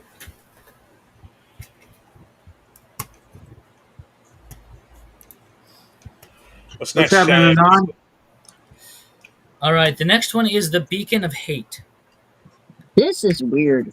This one's weird. Oh, okay, you do know this one. Mm-hmm. The Beacon of Hate was a radio station, I believe, that no one had. That okay, it was basically saying it was just constantly spouting out ideas of the United States is really bad, like it's the devil, it sucks, it's evil. Religion is evil. So is what other stuff they were saying? The United States, religion, pornography, and what was the fourth one? Or was it just the basically? Oh yeah, the world was gonna end because of those three things, basically. um, and it was saying all these things should die. United States should die. Porn should die. Religion should die. For like 7 months, I think, and that the end times are coming, and there's going to be a chariot in the sky and all that stuff. Um, and then it just disappeared. No one knows who did it. No one knows. Well, we kind of have an idea why, um, and it's just people think that there's maybe something deeper to it, or maybe it was just like a crackhead with access to a radio station. Yeah, Shortwave station, right? So it could yeah. have been any Yeah, shortwave. Because the transmission didn't identify. radio. Yeah, Well played, Minister. Well played. yeah, yeah. You know, at least two of those points are good. I always find it interesting that people who can't get laid are always singing gloom and doom against people who do get laid. Like, it's just like, I firmly believe, and I know all the good Christians will disagree with me, we just need to legalize prostitution and then make it a government mental health program so we can just get everybody laid. And then I guarantee you, the school shooters will die off, they'll drop off, the conspiracy theorists will drop off because they'll all be happy. They'll all be happy they got laid. There's actually some good logic to what you're saying there, Bear. It's funny. Yeah, I just to They make have- Jackie cringe, I'm going to have to agree with you guys. I know a lot of people out there have been made to feel like that sort of happiness is beyond their reach. And once people can have a family of their own, trust me, they're way too busy with honeydew lists to worry about all this other crap.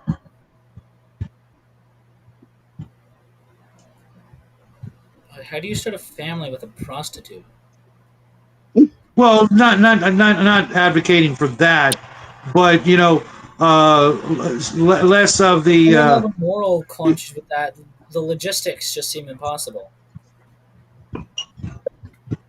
There are a lot of other things similar to that, is what I was getting at, that are keeping people from that sort of happiness, and just going along with people getting laid, because making families.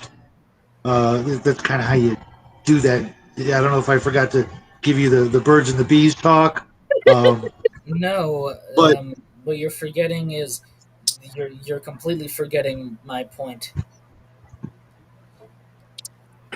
How do you start a family with a Jackson, prostitute?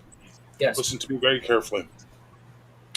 When a mommy Gnostic and a daddy Gnostic love each other very much and have feelings, they immediately go to separate caves and think that it's all a trick by the Archons. Understand? No, That's no. why it's the demi-urge. It's a half-urge. It's funny, Bear. That's funny. That's good. Oh, Good. my God. Anyway, moving on. In olden times, Jackie, you may not know this, but priestesses at the temple, right, were effectively prostitutes, pre-Christian, like we're going before Abrahamic Yeah. religion. And what men would do to get close to their goddess or whatever divinity it was, they would make an offering to the church of coin or food or livestock or whatever, and they would lay with a priestess. Any female children that came out of that were inducted into the order of the priestesses and raised in the church or the temple, and any males were considered prophets, and they would send them out to talk and stuff. And there's varying degrees of how it worked out and all that, but it was a pretty common practice for a very large period of time. Maybe we need to go back to that. That's all I'm saying. We have an absolute puritanical, and it is literally the Puritans who put this into us, relationship with sexuality in Western culture, and specifically North American culture. And we need to just, get Maybe over where it. you're from, but not in California. Oh, no, in Quebec, dude, this is like Sex City. But I'm just saying, in general, Oh, in general. Western culture has North American Western culture, Catholics, you guys have a really weird relationship with sex. I'm not going to get into that. You're not wrong. The puritanical view that sex is bad. You Yeah. only use it to procreate. You only do this. You do that. Has created so much damage in what is a primal function of the human being to spread our seed, be fruitful, and multiply, that we get the results of that. We get the incels. We get the Travis. You ever seen Taxi Driver, my friend? No. No, he's not. Oh, okay. Well, that's a movie that basically shows you what happens when someone isn't getting their pipes cleaned and then obsesses and goes crazy and the mental damage cascades out of them, right? So we have a really big problem. And once upon a time, religion was used as a way to mitigate that problem. And if you ever want to look into why the name Robin's son comes around in England, it's from a whole thing involving sending all the virgins and the boys into the woods to hunt for good man Robin, but just basically make children so the tribe could continue and all that kind of fun stuff. And those kids were called Robinsons because they were the sons of Robin. There's all this stuff What? that That's we got rid of. fascinating. What? I Oh, never you heard that should look into before. it. It's really interesting. Really, I'm probably fucking it up because I don't memorize this stuff. Yeah. But if we could get back to a point where we stopped treating sex like it was a bad thing, we would be in a good place. The Gnostics were the worst for that because they believed that your seed was your power. So if a woman laid with you, she stole your power. And Robert Seffer, who was mentioned earlier, he Hmm. loves to talk about that stuff in his videos, right? This whole idea that, and it's just nonsense. It's nonsense. No, but I agree with you there. That mentality is. I'd go as far as to say it's, if not directly evil, very dangerous. Well, I think And I don't think forget, go ahead. I was just going to throw in a really bad joke. Don't forget, folks, sex is like pizza. Even when it's bad, it's good. Okay. Well, listen, sex can be something sacred or it can just be something base and normal. We don't need to attach so much to it, is my point. That would be the biggest conspiracy we live in, is the idea that so what he talks about, the post-sexual revolution, that was not a healthy thing. By the way, just so we're all clear, the sexual revolution has not been a healthy thing for Western civilization. Just so we're clear. Absolutely. Okay? Because it became a rebellion and not a natural thing. It became something that was used as a point of I'm taking my power back by being a man whore or a slut or whatever. And it's just silly. It's just absolute nonsense. Yeah. But you also have to look at what's been going on since that time. The 60s onwards has been the slow adolescentization of Western culture. We don't want adults anymore in our culture. We want teenagers that we can control. And they're just smart enough to push the button, pull the lever, and take the shitty pay. Right? Eat the garbage, go to bed, get up and go do it tomorrow. You go back far enough in collected memory, and we're not talking 500 years. What was it? What did people do? They went out and they found places to live, and they tamed the land, and they built communities, and they built things, and they did things. Now, what do people do? Work, consume. We don't do anything anymore. We don't make anything. And even Mr. Boivin was saying this last night. There is no frontier left for us. If you don't like society, there's no West anymore. You can't go West, young man. You can't do anything. You're stuck in the society. So There's there's no an new frontier. there's an entire type of human that needs a frontier, that needs to get away from all this social stuff and go out into the woods and build a house and cut down trees and build a dam and whatever the hell they're going to do. They need to do that. And it's Hmm. gone, right? So all these conspiracy theories are all tapping into what's going on up here, trying to make sense of all this world. So we read some book, we see some symbol, we hear some idiot talk about how they have the secrets of knowledge because they've read the sacred green tablet of Trismegistus and all this other stuff. And none of it's true. But people are so desperate for a message that makes sense to them. People are so desperate for guidance that will help them make sense of this life. They latch on to this stuff and then they believe it with all their hearts. And that's where zealotry comes from. It's not good. It's not good. But I firmly believed if we could just get everybody laid, a lot of this shit would vanish overnight because people would be like, what? You want me to go do what? You want me to wear what and dance around a fire and say, nah, dude, I'm going to go to the temple and just, get my nuts off and then have a beer with my buddy. You know what I mean? Like, that's how it would work. It's a different world. It's a bold world. But what are you going to do?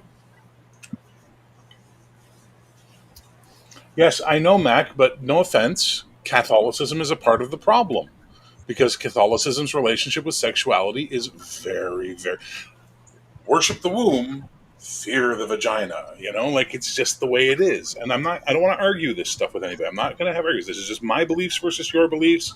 We can agree to disagree and still be friends with each other. But I think the demonization of sex in post Western culture is a problem.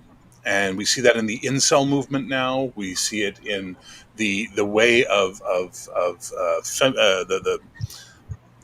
dude. Okay, look, Jackie. In the '80s, we had sex, but we had to work for it. You know what I mean? We had to try a little bit harder. We had to dress nice, wear some cologne, go out, dance. We had to make an effort.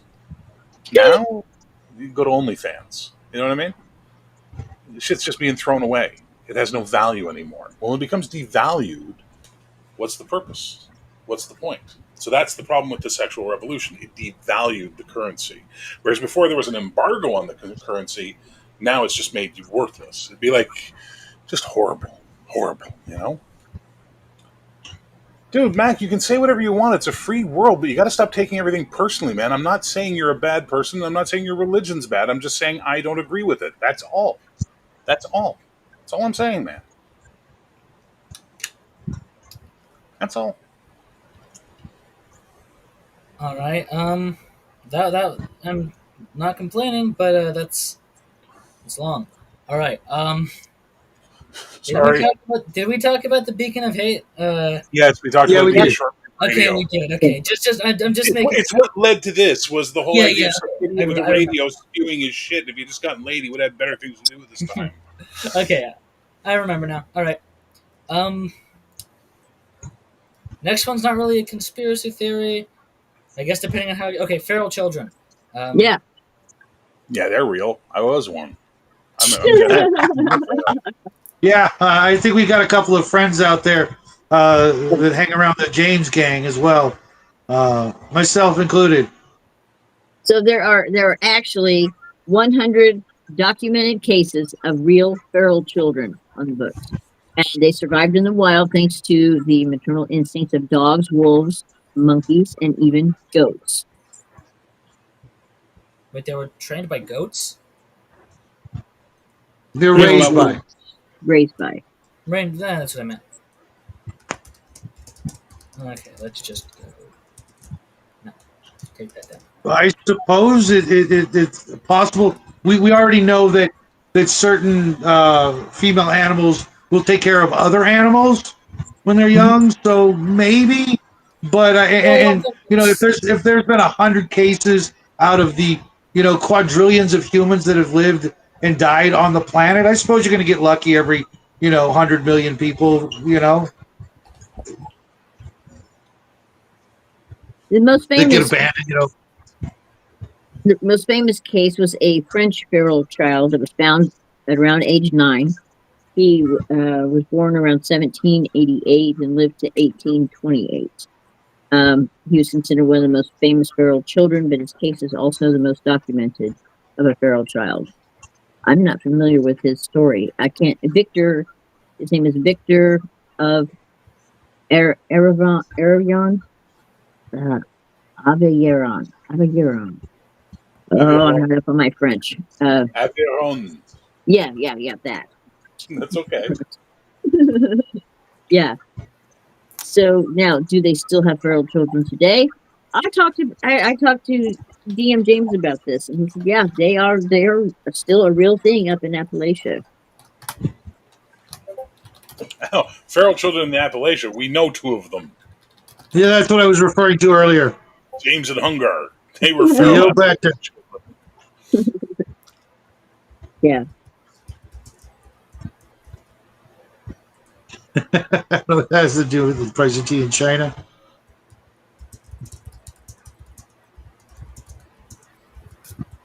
Warrior tribe of flamingos bent on overthrowing the U.S. government. That's funny. Yeah. Besides, if we didn't have these stories, we would have never been blessed with one of the greatest fictional stories of all time, that being Tarzan. True.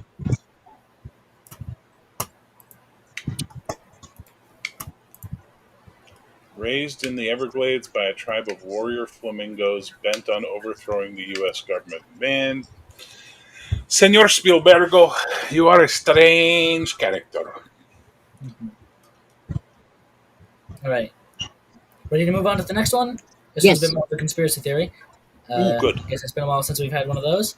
Antinatalism. While the idea itself isn't a conspiracy, the conspiracy is that governments and modernist society, not societies implies secret societies, but just that the general culture is intentionally promoting antinatalism so that there are less people, so that there are like the whole get rid of the family unit and less people means easier to control, that sort of thing.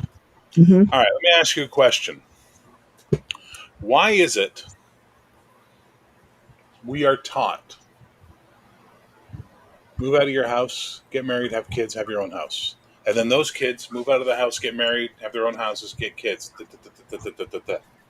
But when we look at the non Western part of the world, or even certain parts of the Western world, stay home, get married, have kids, live within the same family unit, share your resources, pool your monies. The house will be inherited by the children and then their children, and so on and so forth, develop the land around you, right?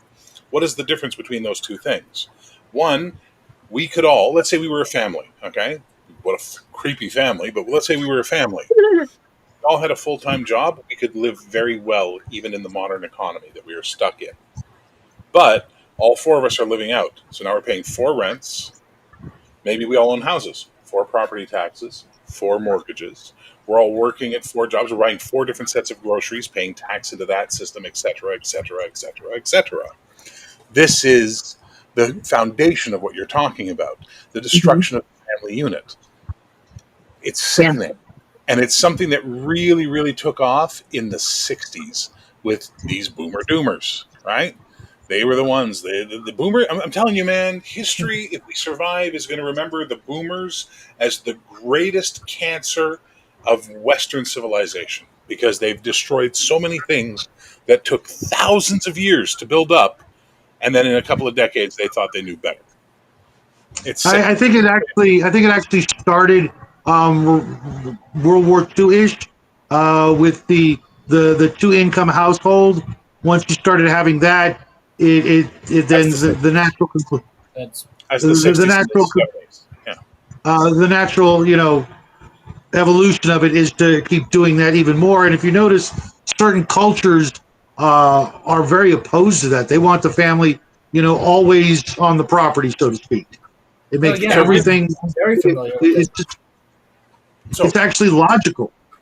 what's going on in Western civilizations right now? Birth rates are declining steadily, right? Hmm. We're almost Japan's almost at. I think they are past the point of replacement numbers. Yep. Europe is seeing the same problem. North America is seeing the same problem. So what are they all doing? They're opening their doors to immigration. They're not doing it smartly. They're just letting the flood come in because they need to replace the population with whatever they can get. So they do this. This is the part of the antinatalism that bit them on the ass, right? This is the part that made them go, "Oh shit, we didn't see this happening," because they lost their fucking minds in their mad consumerism. We are in a bad state. There was a really great article I read years ago where a person was comparing the fall of the Soviet Union to if America suffered the same type of crash, right? Why did the Russians survive? Because under the Soviet Union, most of them lived in the same housing, or the housing was provided by the government, so there weren't any landlords to kick them out when the money got tight. Their entire basis of fridges and washers and dryers and things like that were built to last, and oftentimes they would give them as gifts to their children, hand them down a generation, and then replace it, right? Most people lived within walking distance of each other, of their family, and almost everybody in the Soviet Union had some sort of garden where they could grow basic essential foods to survive on. Now look at Western civilization, American civilization. Get the fuck out of the house as fast as you can at 18. Move as far away from your family as possible. Have a system of um, thing that breaks on its own. There's a term for it. Planned I can't remember. obsolescence. Planned Planned obsolescence. obsolescence. Planned obsolescence in all of our stuff. All housing is privately owned, so when the economy goes to shit, the landlords can kick you out and bring in someone who does have money, and you got to go live in a tent village now, et cetera, et cetera. So if America were to experience, and even Canada, a collapse on the level of the Soviet collapse, it would be fucking chaos here. It would be absolute chaos where the Russians had a rough patch and then came out of it. You know what I mean? So it's a really scary thing, the destruction of the family unit, and it is planned and it is a conspiracy, but it's an open conspiracy. It's the same idiots who put maintain the world population at 500,000 or 500 million. Just You George know what I mean? Guidestone. Yeah. George Guidestone. It's the same idiot mentality, these fucking boomer doomers who just want, at the end of the day, you know what they want? All they want to do is be fucking monarchs. And they want to have serfs. That's what they want. And that's the way it's going to be. Not on Sorry. my watch. Yeah. Wait. Oh, okay. No, I'm not muted. Never mind. Yep. Pretty much. So I fully believe in the anti-natalist conspiracy theory because I'm seeing it play out in front of my eyes. Mm-hmm. It's sort of like a giant worldwide suicide cult. That's how I. Well, coined it. and like, look what the Dutch minister said. He says, unfortunately, our economy and welfare state is essentially a Ponzi scheme. Yes, but also notice we are taught to be negative about people who are on benefits, social benefits.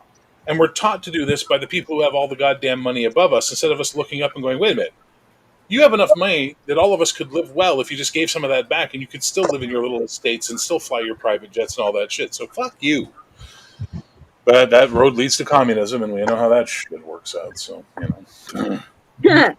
Because every attempt at it's all communism. Yeah. I'm telling you, man. And by the way, the destruction of the atomic family is a tenet of Marxism, as is the degenderization of people. That's Maoism, right? Because Mao did that. He made everybody dress the same. That was Well, I'm not Mao's. saying communism is good. I'm just saying, you got to stop. I'm saying communism was a red herring. I get you, man. I'm with you. Yeah, exactly. Raven, Right. Yeah. Oh yeah, Raven. any comments on this one before we move on? I really don't have anything to add. I like your kitchen, Raven. No, thank you. Looks very homey. Yes. Your cats would have fun. My cats would knock all that shit down. Yeah, they do on a regular basis. Fair enough. What's next, young Jackson, or do you have something on antinatalism you'd like to add? You hit the nail on the head. It's a passion for me. Yeah. Sadly, it's one of those ones I get real involved in because I can't stand what's happening in our world right now. Because there's no call Same for here, it. There's Barry. Same here. zero need for it. Mm-hmm. Yeah. Well, there is if you want to have an easier time at controlling the masses. Again, no need for it. So let's go on to something fun. Tell me you got something involving cryptids or UFOs or time travel. Come on, man. Kinda, yeah. Charles Fort. Oh, Fortean? Yeah, Fortean. What's the conspiracy about Mr. Fort? The conspiracy is generally come from the idea that he had supposed connections to some secret societies, and a lot of secret societies like to claim him as one of their founders, even though a lot of them are probably just nonsense. And people thinking like, oh, his concepts were like too smart for the time, and things like that. Generally, I think it's just people thinking, oh, this guy from the past couldn't have possibly has been as smart. He had to have had some help from something for some reason. I mean, I guess it's not impossible that he was involved in some sort of secret societies. Those were pretty popular back then when he was around. Raven, you must have thoughts about the Fortean thing. I had never heard of it before. You don't know about Fortean and the Fortean Times? No, I've never heard of it before. Believe it or not. Nope. The men in black have gotten her. Alert, abort, abort. Bear, how about you explain it? I just think it's fascinating. I think Charles Fort was a absolute treasure. I think his willingness to look into the paranormal, but from a scientific point of view and actually investigate this stuff as opposed to just take stories at face value, made him a very, very vital person. I think the fact that he normalized the paranormal for research was an important thing. Whether or not he was a member of the Masons or the Illuminati or the Rosicrucians or the Skull and Bones or the Eagle and Tootsie Roll Club, I don't know. But I think he was an important person, and it wouldn't kill us to read some of his work. Yeah. Yeah, I'm writing this one down for sure. There's an institute he's got also, Charles Fort Institute. Early form clout chasing, nice law dog. And it's they're the leading resource for scholarship and research in the understanding of strange experiences and anomalous phenomena. Cool. Yeah. Oh yeah, he's right up your alleyway. Yes, he is. Yes, he is. Okay, cool. I'm bookmarking this one. I like it. His book was called Book of the Damned. You know he's seen some stuff to title his book. Like that.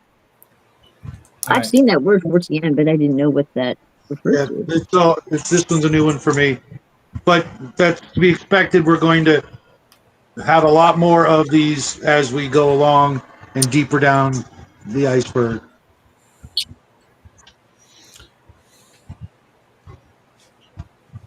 Mm-hmm. Yeah. This next one was a new one to me too. What's the next one? The next one is The Road to Ruta. Do you know what that book is? No. Okay. So, The Road to Ruta is a sort of children's book, basically explaining like economics. It was the one from the Federal Reserve. Yeah. Oh, I heard about that. I didn't read it. I heard about it. Yeah. The conspiracy around it basically says that it's like a children's book explaining like economics, but it's actually a hidden manifesto, and the purpose of it is supposedly to get back on the gold standard. That there's some like split in like banking circles and the government, that they're not actually as like close as they appear to be, and that the road to Ruta is basically like a sort of hidden manifesto saying that we want to get back on the gold standard. We want to break free from like banking circles, and this is kind of our like what we want, what our end goal is. I'd have to actually find the book and read it to see if that's even at all what it says. Like if you can get that from it, or if it's just like nonsense. But I mean, there's a reason I put it on the thumbnail of the video. It's economics, government-based conspiracies, that there's some sort of plan going about and that sort of stuff. Yeah, they've even published comic books that can help children from grades 2 through 7 understand economics and learn to discover economic concepts. If that's not programming, what is? I mean, Oh yeah. mm-hmm.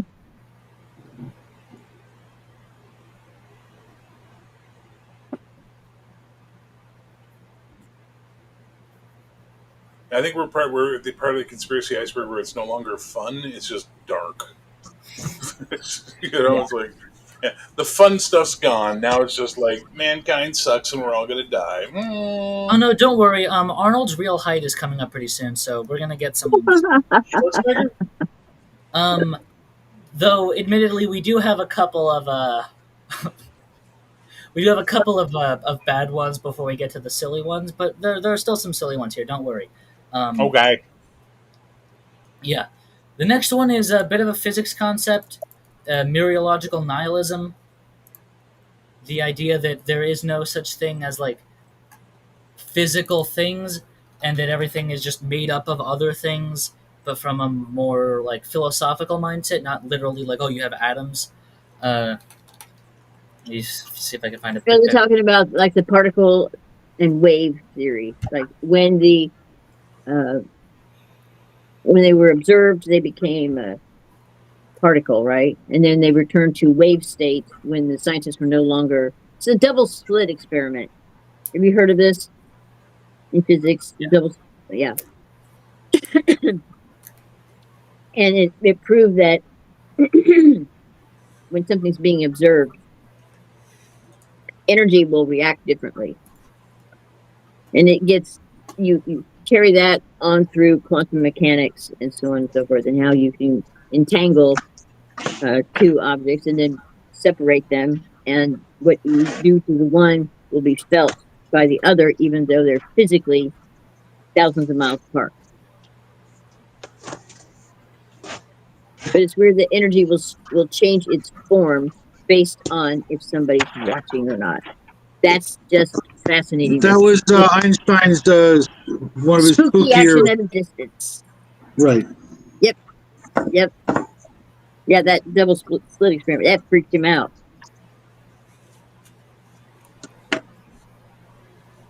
Cool. So that goes into the quantum mechanics and all this, what we previously labeled woo-woo, and we now label, what's it, bullshit? Is that what you said? We're going to call it now? That's not woo or bullshit. That's just science that we don't understand yet. There's a difference. It's observable, demonstrable, and repeatable, and that's what matters. Yeah. Woo-woo and bullshit is statements people make that are neither observable, demonstrable, or repeatable.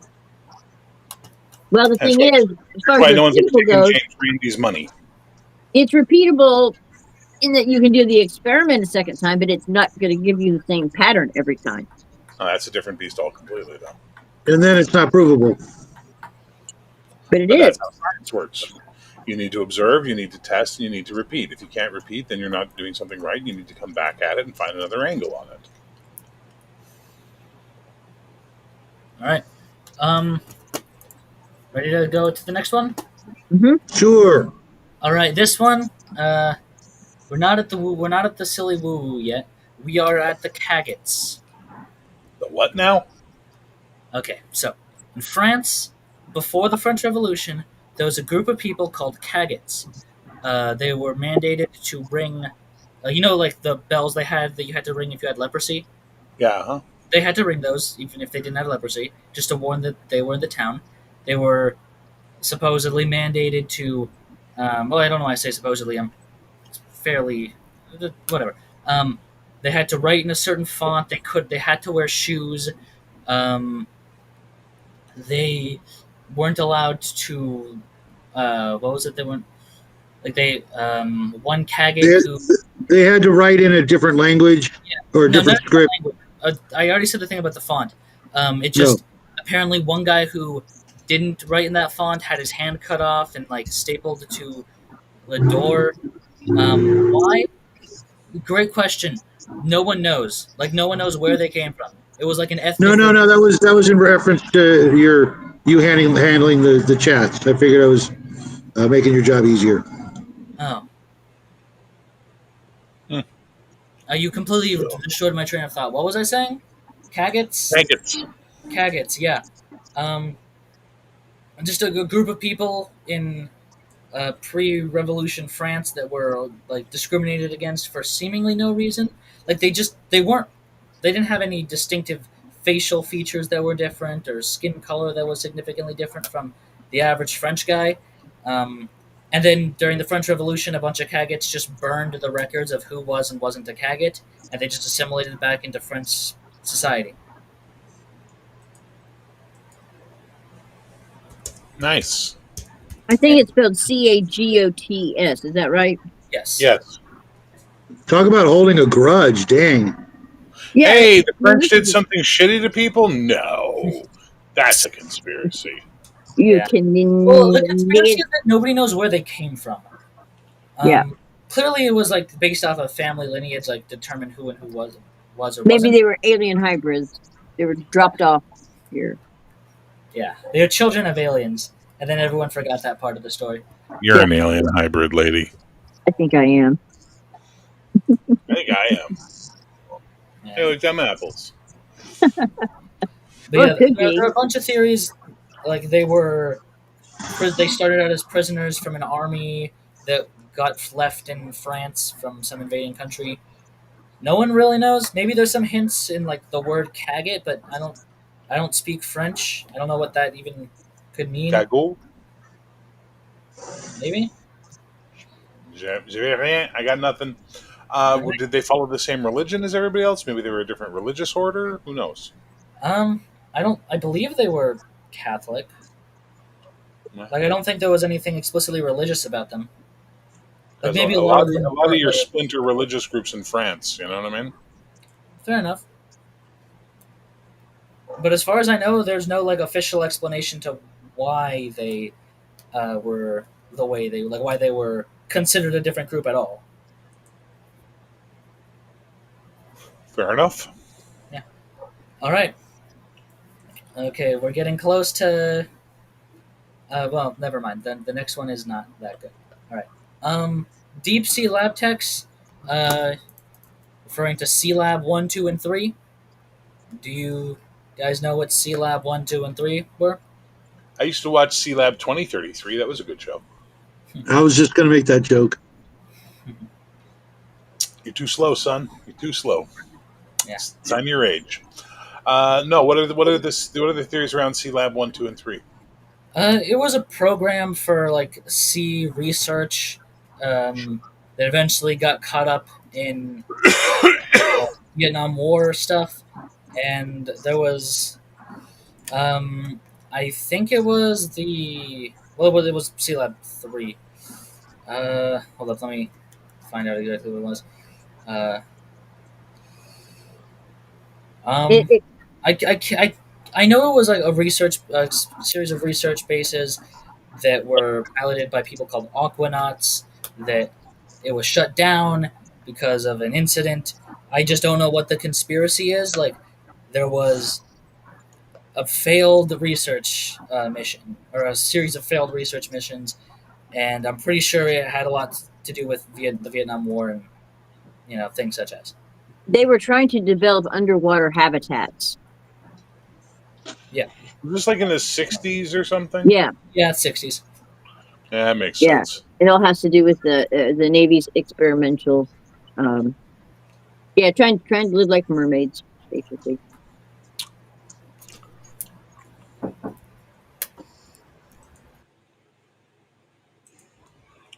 What's next? Hitler escaped into the Hollow Earth. I've heard this. I've heard this more than one place. Now he didn't stay there, but apparently he hid there for a little while or whatever, or moving on to South America.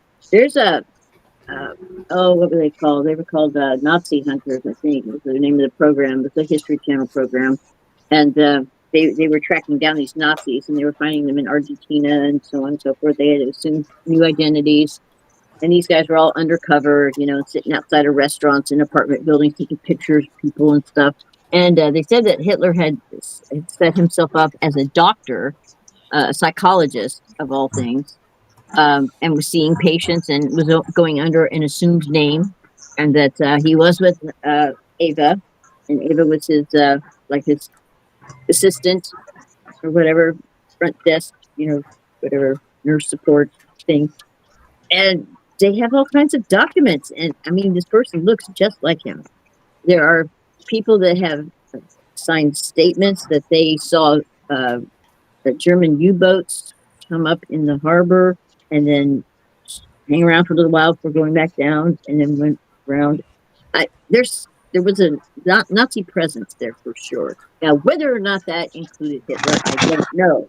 But this dude that I can't remember what assumed name he chose for himself, sure looked just like him, with the same age, same height, same. Yeah, if he could have been his doppelganger. Now, the underground part is that through the bunker that they were supposedly in, there was a secret chamber that then led to some of the uh, underground passages that were already there. That the Brill Society the psychic women, the Vril, had told them that they were there, and so they could leave that bunker and use that tunnel system to come out at a place where then they could be transported to the nearest coast to board the U-boat or the submarines. What do they call them? They call them something. U-boats. U-boats. Yeah. Yeah, and then flee to safety.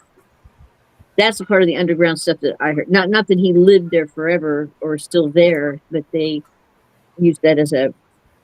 I know the tunnel system that the Vatican has got a bunch of Nazi criminals out of Germany No, and on the that's not boats. true. Yeah, it is true. The Pope not sanctioned, but supported an assassination attempt on Hitler. They weren't exactly friends. May I interject? My Yes. favorite part of this conspiracy theory is that you have to accept the Hollow Earth exists, Yeah, which it does not. But the fact that we have to accept it. it could. It could. we have found- The Earth could also be full of cotton candy. Highly unlikely. Is the But Hollow we Earth have theory found underground supposedly cities. saying that We like have the not found underground cities. We found. Oh my God! There's an underground city found in Turkey versus the Hollow Earth theory. Okay, does There's the a- Hollow Earth hold on, the genuine question. Does Hollow Earth theory imply that there is like the entirety of the Earth is completely hollow and like gravity's flipped and stuff? Okay, Hollow Earth Or theory is it just there's implies large that there gaps? is a sun inside our planet, and then people live on the interior shell, and it causes gravity to pull them out. So they centrifugal force, I guess. But there are lakes and rivers and dinosaurs and lost civilizations and et cetera, et cetera, et cetera. Poppycock, Now, balderdash. the Hopi Indians talk about how they survived the last cataclysm from the ant peoples, what they refer to them as. And the ant people live underground, and they came up and got their tribe, took them underground, and they waited it out until it was safe to come back up to the surface again, and then they carried on. What's that say?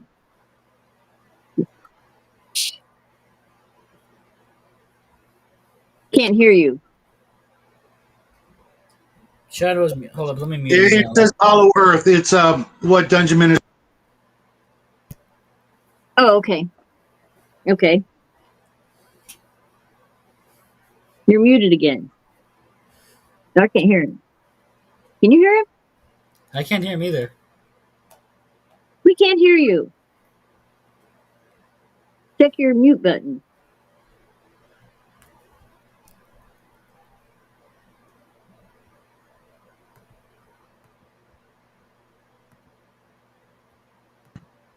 How about now? There. Yep. It's a game. It's crap. As is the Hollow Earth theory. It's a setting for D&D, basic D&D, Raven. Don't stress. He's just being cute. Oh.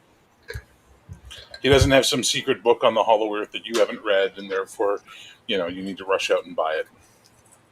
Don't worry. There's that movie, Journey to the Center of the Earth, that was written by H.G. Wells. H.G. Wells. Yes, thank you. And I remember I had that book when I was younger, and read that a couple times. They made a movie out of it. I recall. Yeah.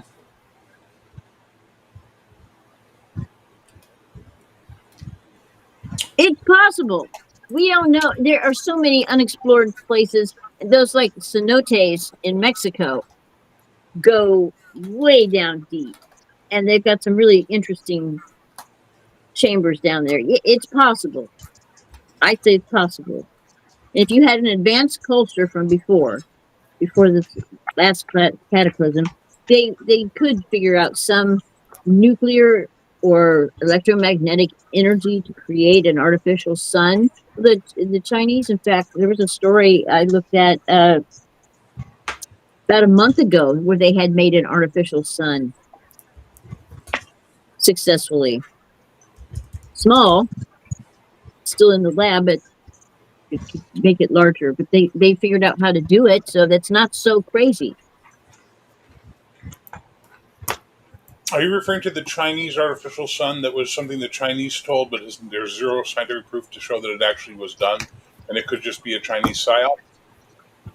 Yeah, that's probably the one. Yeah, I zero proof. They did not provide evidence. No, But the big How story. how could they? The You don't Chinese need love, evidence. What are you love to talking tell about? you fantastic scientific discoveries they make that are never backed up, never replicated. The Chinese lie a lot. It's the CCP's disinformation job to lie to the Americans. Okay. Well, I've seen the product Anyway, of what they've done with genetics, and that's really awful. anyway, Anyway, yes, I believe Hitler survived World War II. No, I don't believe he went to Agartha. Moving on. Yeah. Besides, everyone knows if he did survive, he would have died like 3 years later from a drug overdose. He was a meth head. Exactly. All right. From woo woo to maybe real. Illuminati blood banks. The title is a bit misleading, I guess. Um, Obviously, there are a lot of conspiracies about the significance of blood, and that certain elite rings use blood for certain things, certain letters that we cannot name because we'll get immediately nuked. hmm Come to mind. Um, and these places that will pay you for your plasma, but did you mean like at regular blood banks, like Red Cross stuff, or are you talking about something else? they will pay you. Yeah, they're called. Uh, Usually, they have the word plasma in the title of the business, No. and yeah, they have all kinds of incentives, and there's a lot of people that supplement their income now by going and they put your blood back in your No. body, but they take the plasma from your blood, separate it out, and then they use that. They say what they do is they use that plasma then for life-saving medications, some transfusions, things like that. But it's not just you don't just bleed out in a bag like you do when you donate at the Red Cross, and so and therefore they'll pay you. They pay you the rates vary. And I watched this documentary late one night about these places, and then they turn around and they resell your plasma, your blood plasma. It doesn't even look like blood. It looks like kind of like coffee creamer, only a little bit lighter, a little bit more translucent, kind of a yellowish, whitish, liquid. And they turn around then and they sell this to some of these medical facilities for Jules Verne, thank you. a lot of money. It's ridiculous.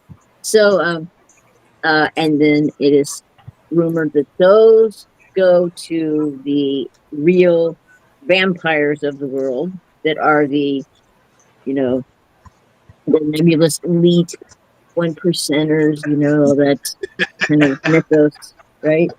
That they really are, uh, blood drinking, blood loving, uh, for not only their rituals, but for just their daily maintenance because they believe that it keeps them young and their skin looking very, good complexion, things like that. And there is a history of the royals being fascinated with blood and doing some pretty awful things with the peasants uh, to obtain their blood. So the conspiracy, that's what I have heard of the conspiracy with the whole blood thing. So yeah, I know it's complete bullshit because maybe in the States it's real, but not globally because you can't sell your plasma in Canada. Hmm. Hmm. In the documentary, they took it to, I believe, Switzerland. Yeah, but wouldn't Uh, they want? There's 40 million people in this country. Wouldn't that be some plasma you'd want? What's wrong with us? What's bad about Canadian plasma? well, I don't know. It must be a Canadian thing. Well, there's too much maple syrup in it. Good one, Jackie. Wow. Good one. How is life in the People's Touche. Republic of California there, Jackie? No, it's better. Anybody else? Can you say anything about? I know from experience that there are a lot of people out there that believe all the things that were highlighted in Mac's comment a while back, but what it does, I don't want to find out.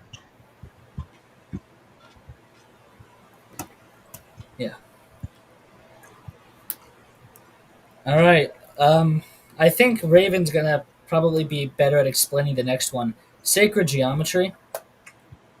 Ooh, sacred geometry is so fascinating and it's so many layers deep. Okay, so let me figure out how to say this in a reader's Do condensed tell, version. because Um, I okay, know the basics, but nothing more. all right. Well, okay, when you break things down, uh, to when you're breaking things down into an atomic level, the arrangement of certain molecules or whatever form these same forms as geometric shapes. Call it sacred geometry. There's it also has to do with the Fibonacci series and the golden mean, and it's where you get into mathematics is brought into the whole thing. But that the theory, the overall theory, to put it all under one umbrella, is that the very fabric of our physical reality is structured using sacred geometry, and that all they have the like the platonic solids. Like, you have a dodecahedron, you have a pyramid, you have the square, circle, these shapes and these molecular arrangements also mimic these shapes. And what's really cool is that they have the science called cymatics, where they have discovered that the frequency also creates these same patterns, these same shapes. So you can freeze water and play a tone, and that will give you like the flower of life pattern. It isn't that, but just for example, um, you can then take that same sound and run it through a metal plate and put sand, loose sand, all over the top of it, and it'll vibrate, and that sand will form then that same flower of life. It's all connecting the frequency and atomic structures and how one builds upon the other. You can do it all by math if you wanted to do the flower of life just by drawing it out mathematically. You can do that too, and they all validate one another and they all work together. So it's kind of like the fabric of how it's like decoding this third dimension, how things get built and have structural integrity versus those that don't. Um, how like the walls of Jericho can come down by the Israelites going around and around, sounding the shofar, the shah, not chauffeur like a chauffeur, it's shofar. The horns they had back then in biblical times that were sheep's horns, and that's how the walls came Right. down. They used sound and vibration to destroy, so that then they could go in and you know break Jericho. It's fascinating stuff.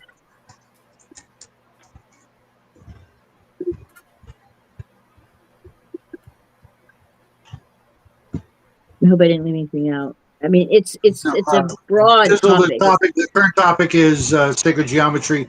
I got nothing on this one. It, I think it's really a over mysticism of just scientific principles and ideas, and just seeing coincidences where they may be there, but it's not that big a deal Not in the coincidence. long run. It's how everything builds in this reality, one thing upon the other. It's literally the building blocks of life that make this reality possible. It makes this table and the chair I'm sitting on, this ring on my finger, all that. Yeah, Who put a ring on your finger? I did. Oh, well, you married yourself then. Well done. You're a liberated lady. Yeah, I am a liberated lady. Yeah, yeah, yeah. I had to fire him.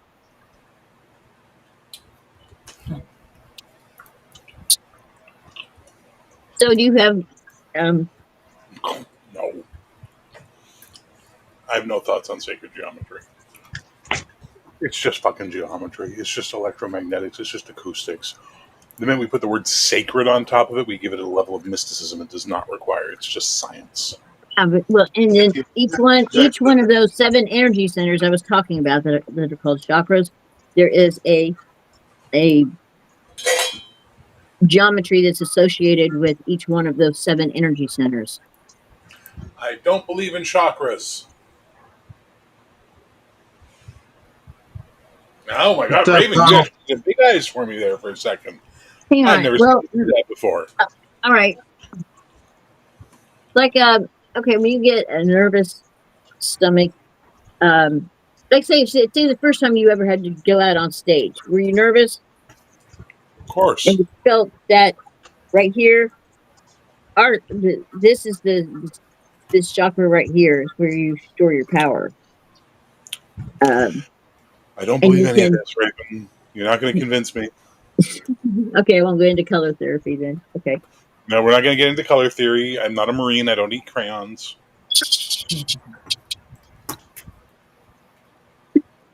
Okay. We'll let Welcome to that the one show, go. Connell. All right, do we move Hi, on to the Donald. next one? Pardon me? Do we move on to the next one? Yeah. All right, this one's one that you're going to love, Bear. The Black, Ooh. maybe not, probably not. The Black Pope Prophecy. Oh, I've heard a little bit about this, but I don't quite know enough about it. Yeah, basically, some guy, I forgot who exactly he was. I think he was some important dude, but he wrote 112 short phrases in Latin to describe every pope that will ever exist. Um, and there's 112 of them, and they're all very on point and accurate until the one immediately after the one when he wrote it, and then none of them make sense. So, But wait, supposedly the 112th one will bring about the fall of Rome and the end times and hang on, hang such on. as. So he wrote very accurate statements in Latin about all the popes that were alive before him, but none about the popes that came after him. Yes. Haha! Wow, that's debunked. Yeah. Well, I'm It not so debunks sure about itself. that. Okay, I have a cousin in the seminary, and he brought that book over uh, with him, and we went through it, and I don't recall it being debunked. And it Everything even he had, wrote about the popes that had already existed, he was 100% accurate on. Mhm. Everything about the popes that came after he died, he was 100% inaccurate on. No, he It's wasn't. He self-defeating. predicted Pope John Paul II and Pope John Paul pretty, yeah, those were dead on, spot on, and those are the only two I would really be familiar with because I'm Right. not, Pope you John know, Paul II. What did he? yeah. I wonder what he says about And he even did their coat of arms. He drew their coat of arms, and their coat of arms were spot on. Oh, so it's not like they maybe just took those coat of arms to prove the divine. No, no, no. That would be dishonest. And Lord knows the Vatican never lies. Oh no, that's right. The Vatican never lies. I know, but I'm not so sure about the debunking part of that. What do you think? I think that was the answer.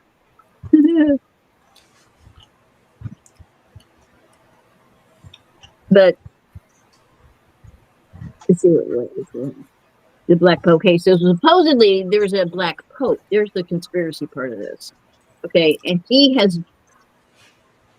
is never recognized out in the public, but within the internal uh, affairs there at the Vatican, they all know who he is. But he is actually the one that calls the shots, not the recognized Pope that has the public face. And the Black Pope is They showed it was a documentary. I know I watched a lot of documentaries. Um, uh, Recently, and it's a secret to anybody outside of. You have to be, a bishop or a cardinal there at the Vatican to be insider enough to know who the Black Pope is. But there is supposedly one that Isn't that the really. Jesuit thing, the Black Pope? I'm not sure if he's a Jesuit or not. I That thought I don't know. Wait, if Black Pope Francis is was a a Jesuit. But Jesuit? he, Sorry, huh? what? Wait, are you asking if Francis was a Jesuit? No, that there's the concept of the Black Pope is that it's actually a Jesuit who is the real Pope, and the Pope we see going on in the Vatican, all that is just the front man, while the Black Pope makes all the real choices, and it's the Yeah. Jesuits who run everything. Oh I yeah, don't know if he's that's Jesuit or not. I don't know. But yeah, it is the Black Pope that actually calls the shots. And he's the one then that goes and he meets with the other no name, faceless, you know, rulers, one percenters, eliters, because the whatever. Yeah, Catholic yeah. Church clearly rules the Lago just said world, it. and So it's all a yeah, big so the conspiracy. Jesuits have referred to their leader as the Black Pope for a long time, and Francis is the first Black Jesuit to be elected to the position of Pope. Yes, that's true. Which means he must be a communist and secretly worships Oh. the devil, and the Jesuits are literally all demons. Yes. Hey, No, they're who's not. Troy Koch, and why does he want the link? And it's a trap. Don't do it. Who? Yeah, You don't have good luck with that stuff, Never again. Shadow. Never yeah, yeah. again. No. I'm way ahead of you. I'm hoping he's actually referring to somebody else in the chat that they want a link from.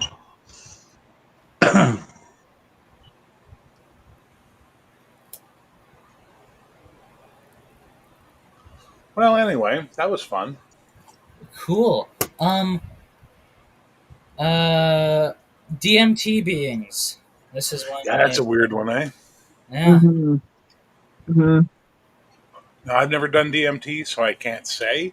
But everybody who's done DMT reports seeing these weird mechanical elves, right? Yeah. Yeah. Yeah. The what do they call them? Clockwork elves. Yeah, I don't know. Yeah, it's messed yeah. up. Yeah. Um. We're gonna talk a bit more about this in fractalization, which is, I think it's actually in tier 10. Yeah, tier 10. Yeah. Thanks for the brown hole cat. Sorry about that. That's funny.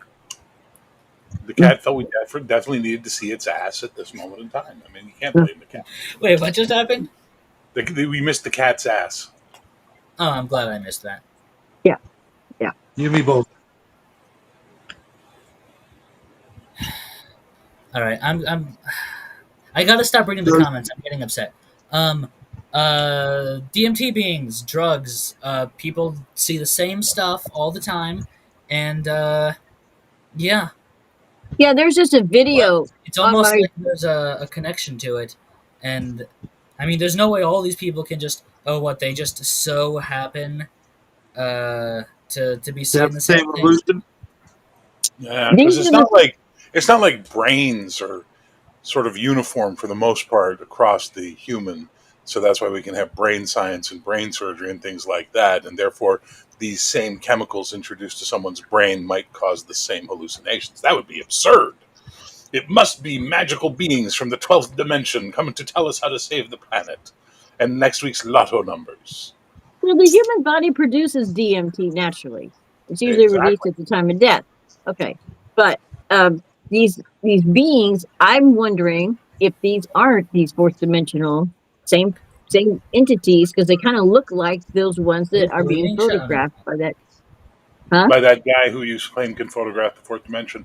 Right, Yeah, right, right. you know what? It could be Mr. Mixoplick, and he could be here looking for trouble for Superman. I don't know. He's a fourth dimensional being.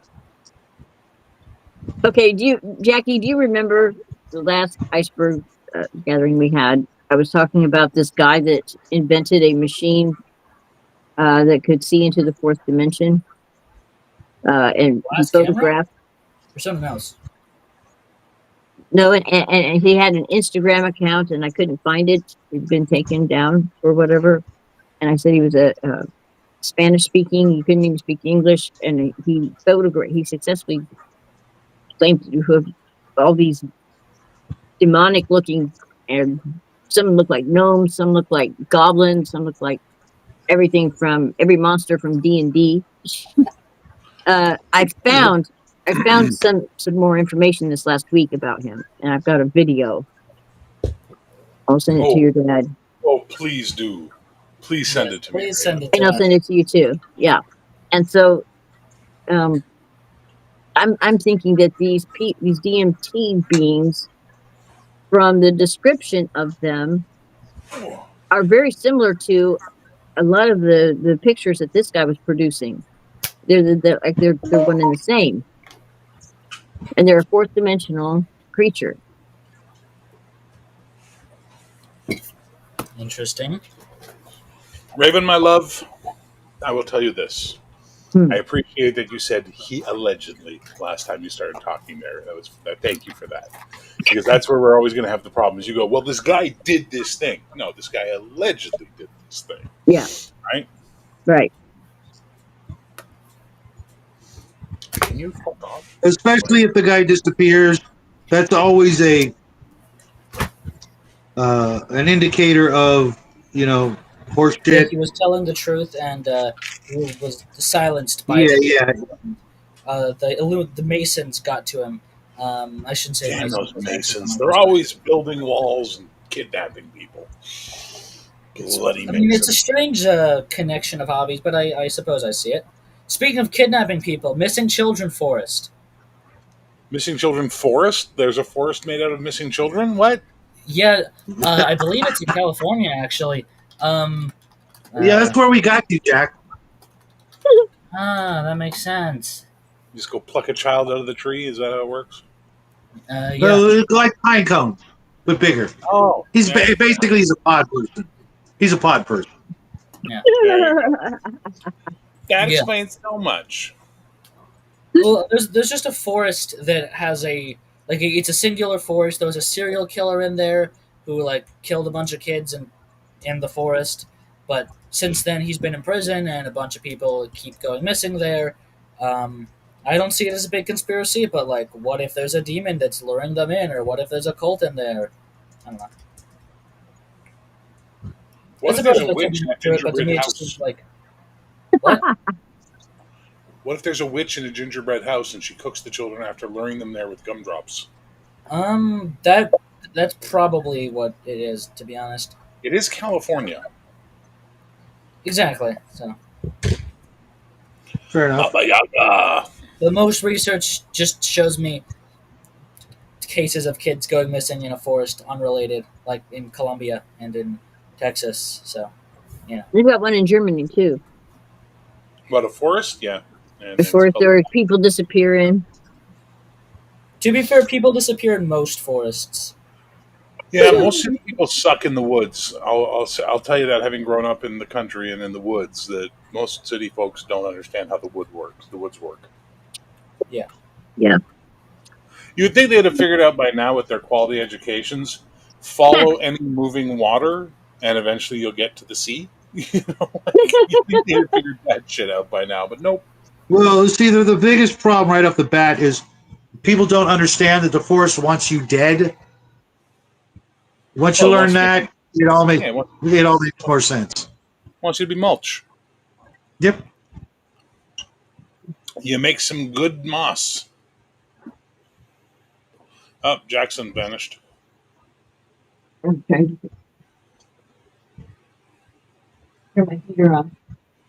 So, Do what do you you guys need to think let him about in? the absolute vast amount of people who go missing every year? What do you guys think about that one? That is some crazy, crazy stuff. That missing 411. No, not the missing 411. Never mind that David Politis has faked information, misrepresented himself, and absolutely misrepresented police reports. Not that. What? Just the fact that globally, a large number of people go missing every year. Yeah. And That's when pretty. you take away those that It's highly suspicious. It's highly suspicious, but at the same time, if we break it down, between the people who want to go missing versus the people who don't want yeah, to go missing and both go missing, the numbers change, but it's still too much. Well, Well, I It think doesn't. number years bigger than and years and zero years is. and years and Well, years ago, Sorry, go ahead. Oh, I was just gonna say any number bigger than 1 is too much, and that 1 should only happen once, and it should be Shadwell. Wow. I don't think I caught that. What'd you say? I didn't say nothing.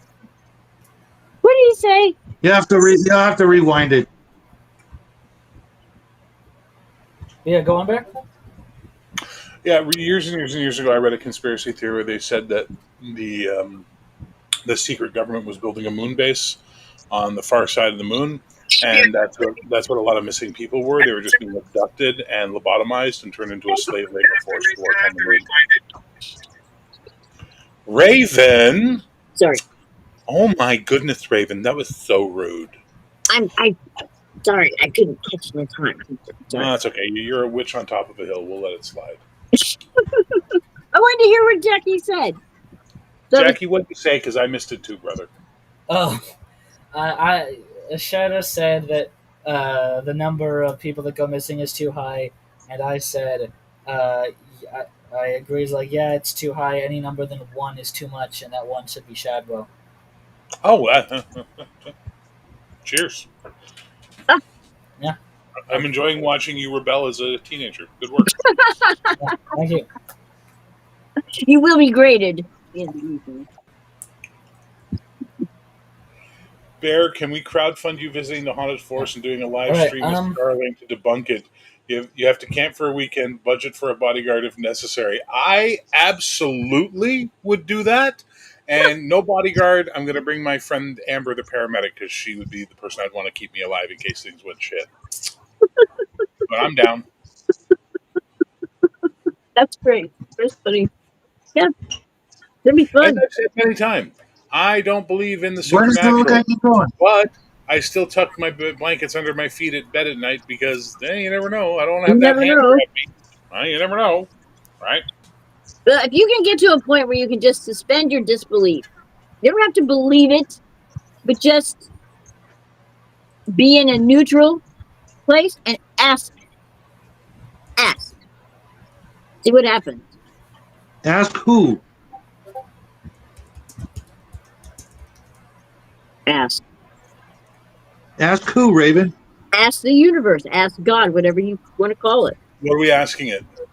But what? to have a paranormal experience, whatever it is. Dear universe, God, Muhammad, Izod, Prince, David Bowie, and Lemmy. I would like to have a supernatural experience, please, that is documentable, provable, and recordable. Thank you.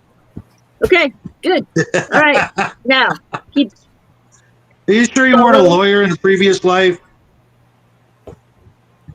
Can we talk about solipsism now? What's solipsism? I've heard this term. Your show, buddy. It's your show. I just really want to get to the Arnold Schwarzenegger conspiracy.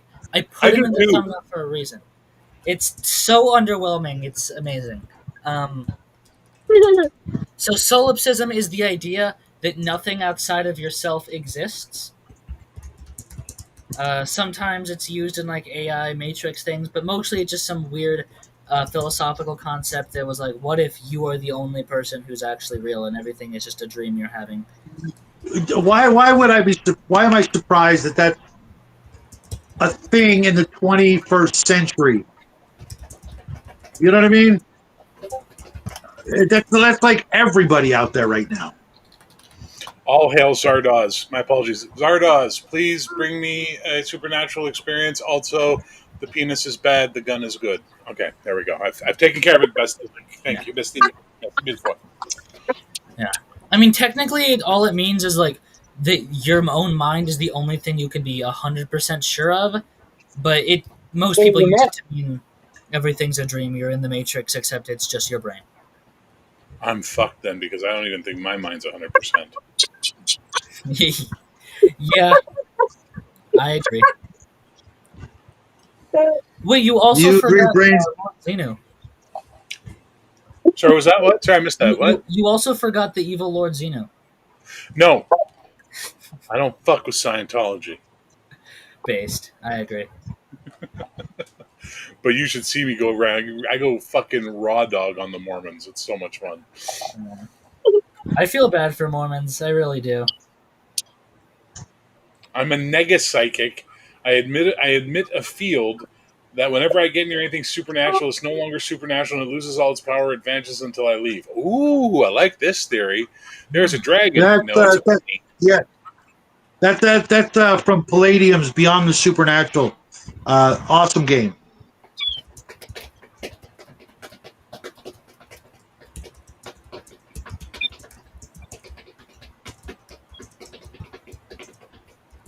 Yeah.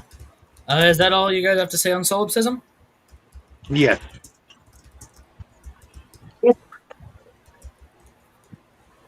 Yeah. Very Raven? All right. The next one is Thule. Tule! Tule, Tule, Tule! Yeah. A lot of ancient Is it- maps have Thule written on them, and there be dragons, there be monsters up there. Yep. And supposedly we don't know where it went, even though, well, Okay. Raven, I'm Let's- sure you consider yourself an expert on this, right? I don't. Oh, I've never heard of it before. I got your back. Don't worry, Raven. Okay, cool. So we have to start with the first base thought, which is this. Do we accurately and unabashedly, completely without question know exactly what the world looks like? No. And why don't we? Well, because none of us have been outside off the planet Exactly. to the outside we have, looking in. we have to rely on the official maps or the official satellite images or whatever the case may be, right? Mhm. Right? So is it possible then that there are islands based on the fact that all shipping, all flights, and all watercraft normally have to follow certain routes by law? Yep, it's true. Is it not possible then that there could be a place called Thule, which is an island somewhere in the North Atlantic, that has been basically, traffic has been steered around it? It's very possible. It's left off maps, they cut it out from No. satellites. When I I I don't know studied that I feel very possible. I'll give you it's possible, but that's like, you know, a whole bunch of people in on it. And if I've learned one thing about when you get a bunch of people in on something, one of them invariably opens their mouth about it. Well, good news, Is that how your Shadow. drug business fell apart? People have. yes, people have this flat Earth guy. That's how I first learned about that. Was from watching his Yeah, stuff. but just And that that was, flat Earth guy. huh?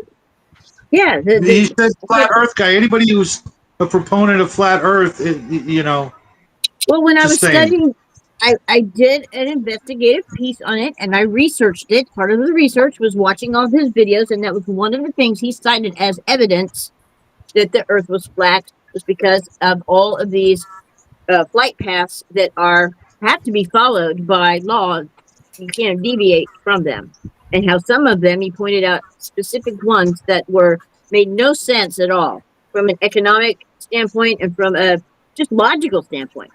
There were shorter routes that could have been, taking a lot of time off your transit time, and would make Well, yeah, sense to because all save those on gas. flight paths go over the village from M Night Shyamalan's movie, and you can't have that.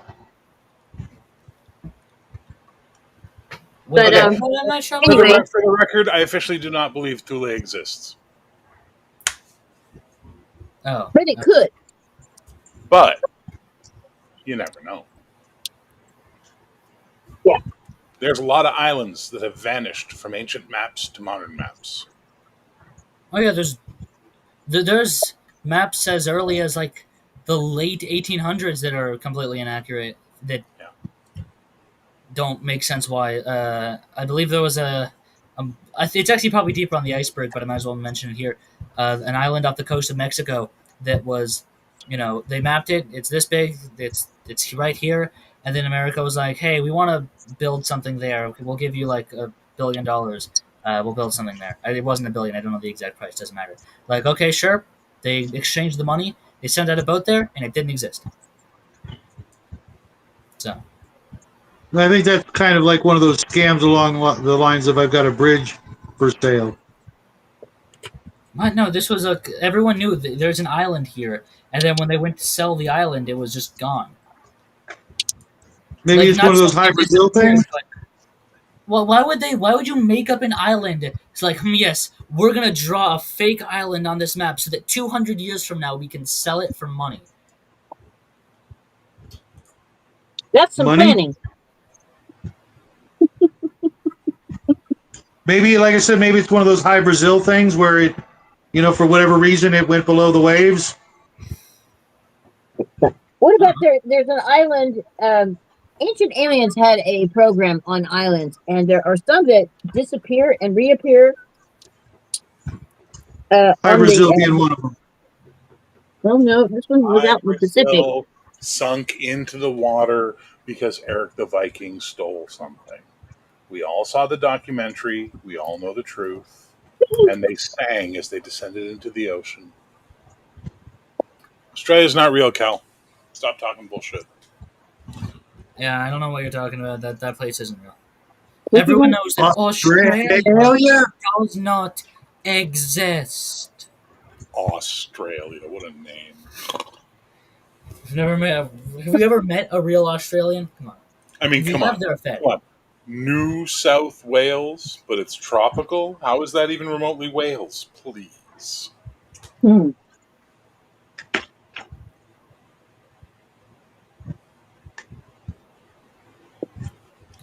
All right, do we move on to the next one? Yes. Here. All right. Nurse Nerd, you are the best. What did she say?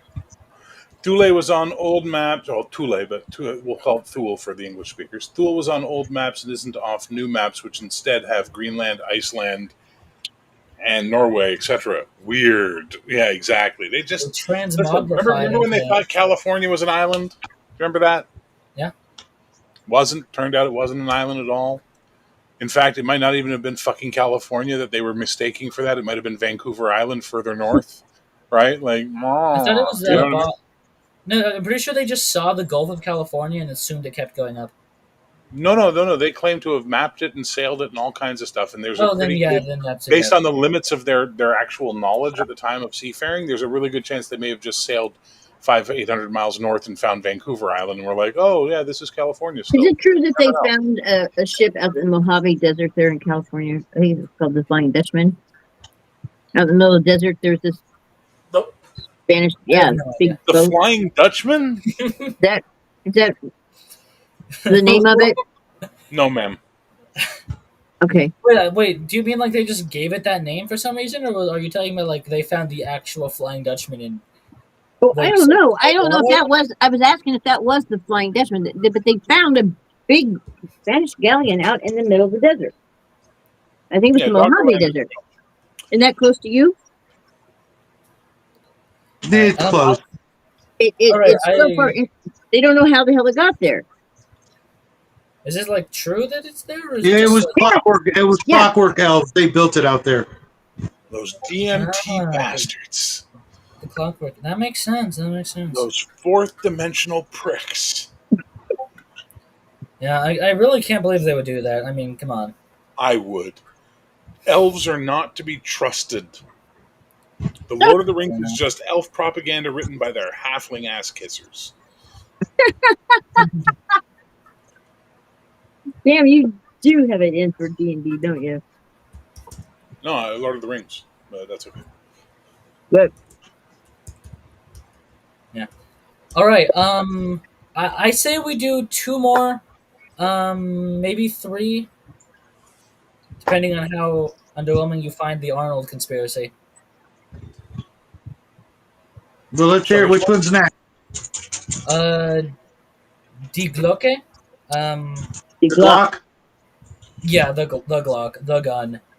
That's not what it actually means, but you know, the bell. The bell. Yeah, the bell. Mm-hmm. Utter horse shit. No, I think it's real. It landed in Pennsylvania. Wait, hold up. I thought they just had blueprints for this thing. You're saying it landed in Pennsylvania? What? Yeah. They Where had did you it. get that? They had it in Germany, and they had it. That's pure ancient aliens and bullshit. That there's no. Just because it had a similar shape, Now it doesn't they mean powered that that mother up, and it disappeared. And then all of a sudden, it came crashing through the atmosphere in somewhere in Pennsylvania. 20 years Citation later. needed. And your citation cannot be one of your woo-woo book writers or one of your woo-woo web pages or one of your woo-woo YouTube channels. It has to be legitimate, proven American military documentation. I'll accept British documentation. I'll even accept Soviet documentation because it don't but not exist. Australia. Australia doesn't exist. Yeah, That's he why. said no woo sites. I said no Wait, woo-woo, man. Australia is woo-woo. well, okay, I can accept the idea that the Germans were trying to build some kind of like super weapon. I don't think they were going to be successful, but I'm sure they were. They had a couple of ideas. Um, I don't think they built one that somehow landed in Pennsylvania. That's my favorite part. Some like 20 years after the war ended. Yeah. It's a top secret scientific technological device, wonder weapon. Wunderwaffen. Yeah, that's the next word. Snegewehr. Uh-huh. Developed in the 1940s in Nazi Germany. Okay, where are you reading this page? Google. So you just Googled the word and just read the first thing that came up. No, second thing actually. Okay, hang on. Let me do this. So, De Glocken. Now the It's just the Glock. secretary, There's no N at the end. the secretary of our father of German. Man, your Google is much different than mine because the second thing that came up for me was a Swiss watch.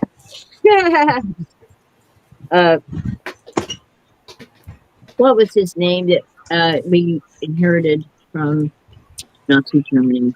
Him and Die Glock was a purported top secret scientific technological device, purported being an important word. What is his name?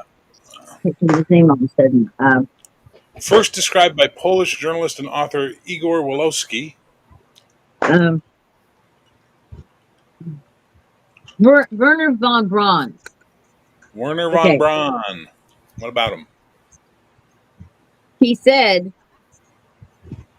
he's quoted as saying, "We had help," as he was pointing up. Yeah, but that's unrelated. That woman who said that has been debunked so many times for lying about her credentials and her access to Werner von Braun. All the other people working at NASA at the same time said, this lady got us coffee, man. She's not this like top scientist part of the team, so who knows? She was It's his her secretary. word versus a dead Nazi's word. To my knowledge, she's not claimed to be anything other than his secretary. She claims a lot of stuff, man. Battle of LA happened. What it was, who knows? But something did happen. They shot an awful lot of artillery over LA in World War II. That's right. I think the bigger conspiracy with the battle over LA is why more people weren't killed by the stray bullets. Yeah. With as many bullets that got shot. People died. There were deaths. One was a heart attack, but there were deaths. Kecksburg is awesome. I love Kecksburg, but I prefer the Flatbush monster myself. That's a way more fun story. Oh, hell yeah. Oh, so you're saying Kecksburg was the Wunderwaffen crashing to the earth? Yeah. Yeah. Okay. I don't know if I buy that one. I don't buy that one. And having watched the guys from the Kecksburg. Having watched the guys from the Kecksburg incident, there's a couple of them that from body language and micro expressions, I think are absolutely full of crap. But who knows? That's I think you're getting that opinion. confused with the Rendlesham Forest. That one's been debunked. Yeah, you know what? You're right. That is the one I was thinking of. Rendlesham. Those guys were full of shit. I'm full of shit. I really don't. You thought they were? Rendlesham Forest? Rendlesham Forest? Yeah. Okay, so here's the things, Raven, that have debunked it. Okay? One, the tape that you listen to, they see the red light in the same timing pattern as the lighthouse. It's been timed. It's been proven. Two, I think it's British Royal Marines stated they were running around the forest doing shit that night to fuck with the Americans because they thought it would be funny or they were mad at them about something. So there's that. They were all at a Christmas party. The third, Mister's magic longitude and latitude stuff, that only happened a decade later. Huh. Mhm. Interesting. Interesting. Okay. No one else involved in it claimed to have seen an item that was touched and had writing on it. He's the only one. He's the one who woke up. He would wake up in the middle of the night and see these ones and zeros Yeah. and So write he it down. says. Yeah, Well, when people had access to binary code like that, as opposed to back then. yeah, that's what's compelling. It's not No, that's what. compelling. No, we didn't. Nobody knew what he didn't know what binary code was. We didn't know it was Right, and 1980 he when didn't this talk about happened. it. And he didn't talk about it until 1980. everybody else actually knew about it. So the odds of him being able to write something in binary code, having no computer science education whatsoever, are pretty slim to none. That those Right, that's then why he didn't talk about it okay. until after he had that information.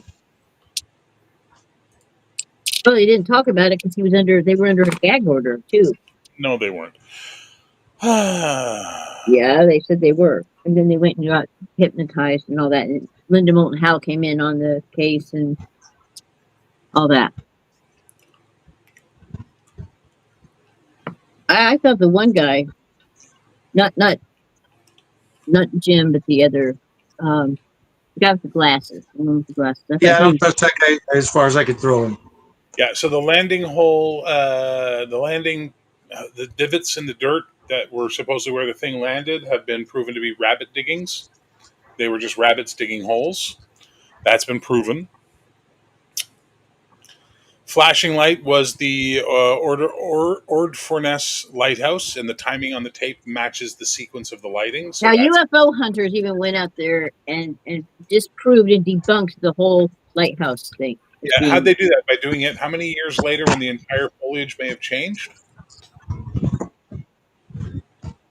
Trees grow, branches move, yeah, yeah, get yeah. lost, right?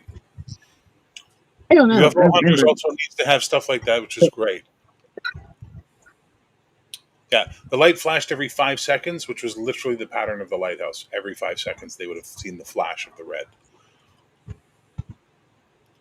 I don't remember anything about flashing light.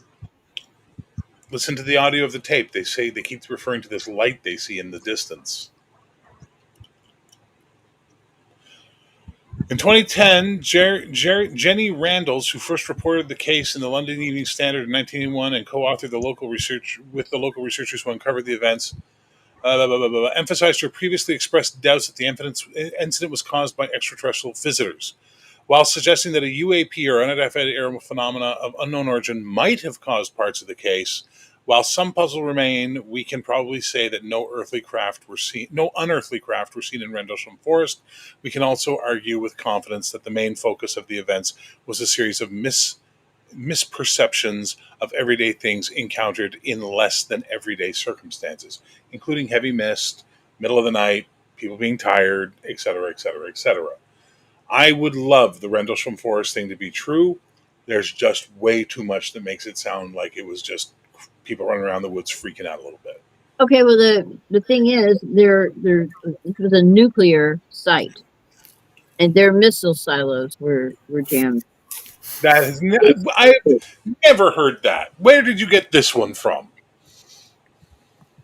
Same thing, same program. The Rendlesham Forest, the Rendlesham Forest. Okay, what's it called? Hold on. The name of the base. It's nuclear. We had nuclear. That's why we're there. That's one of America's outposts, So that and would it's be nuclear. RFA Woodbridge. That is a nuclear facility. They're okay. So the two servicemen, their commanding officer above them.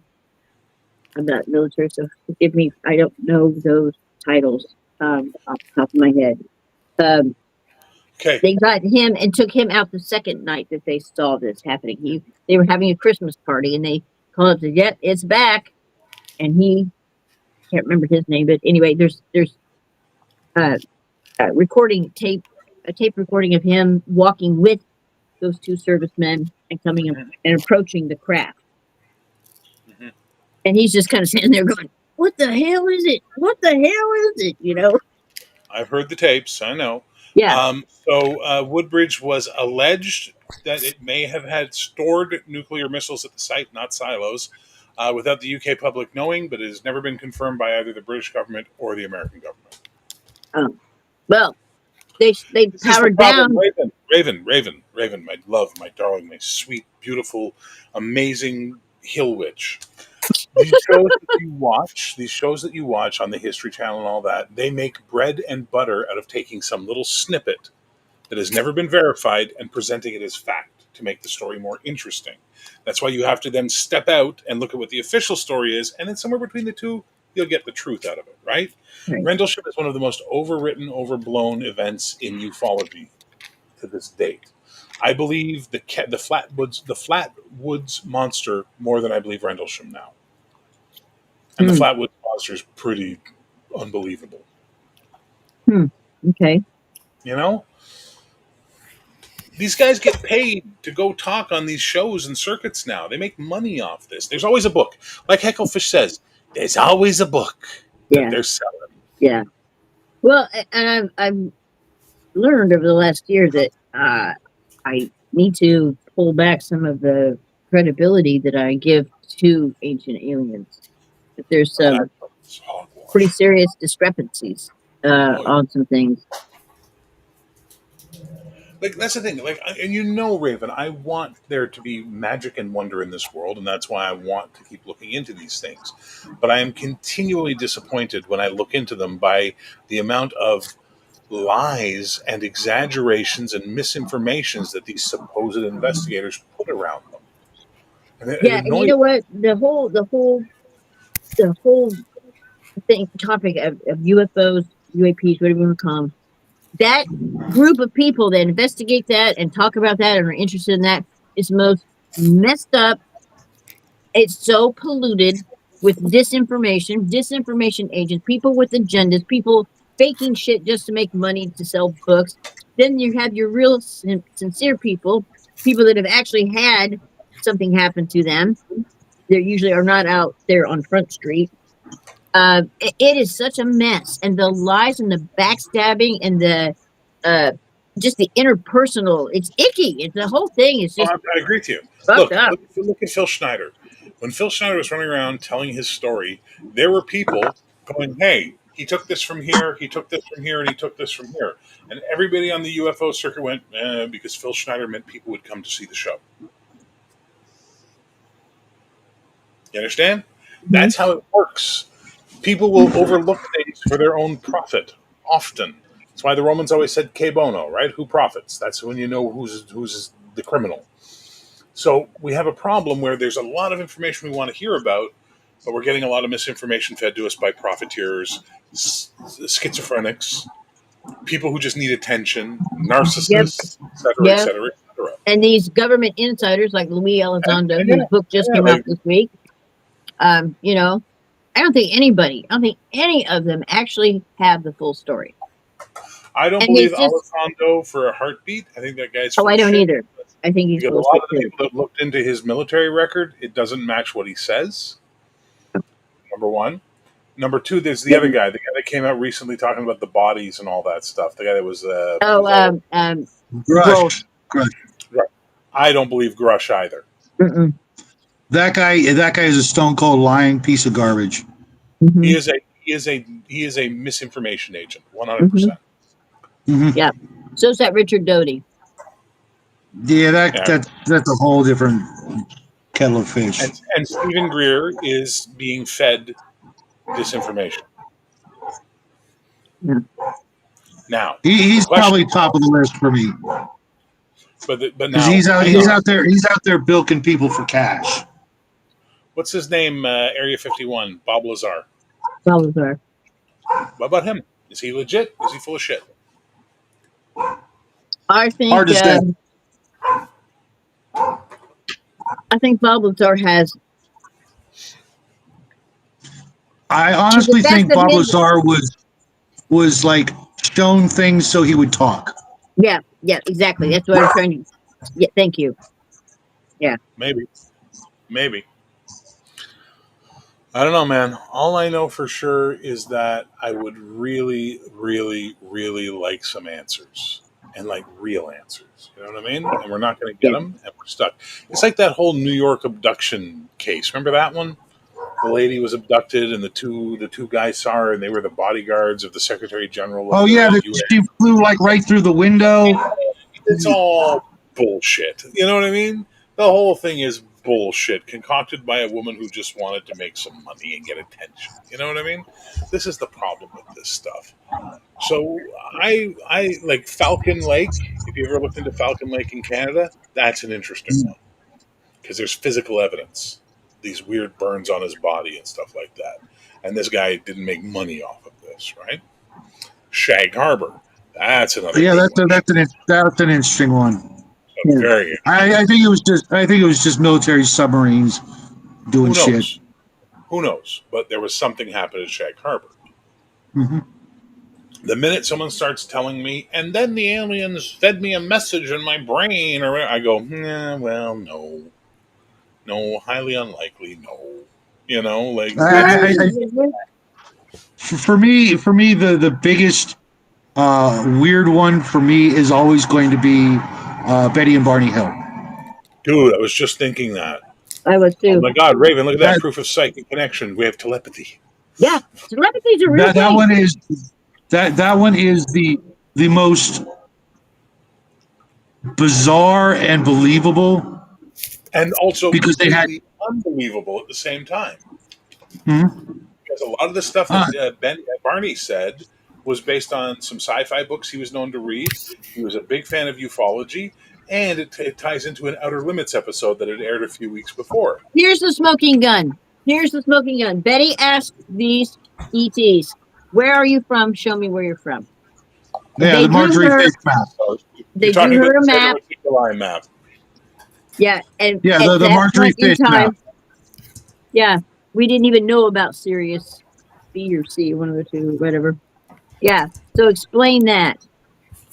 Well, let's see if it's legit, first of all. It's legit.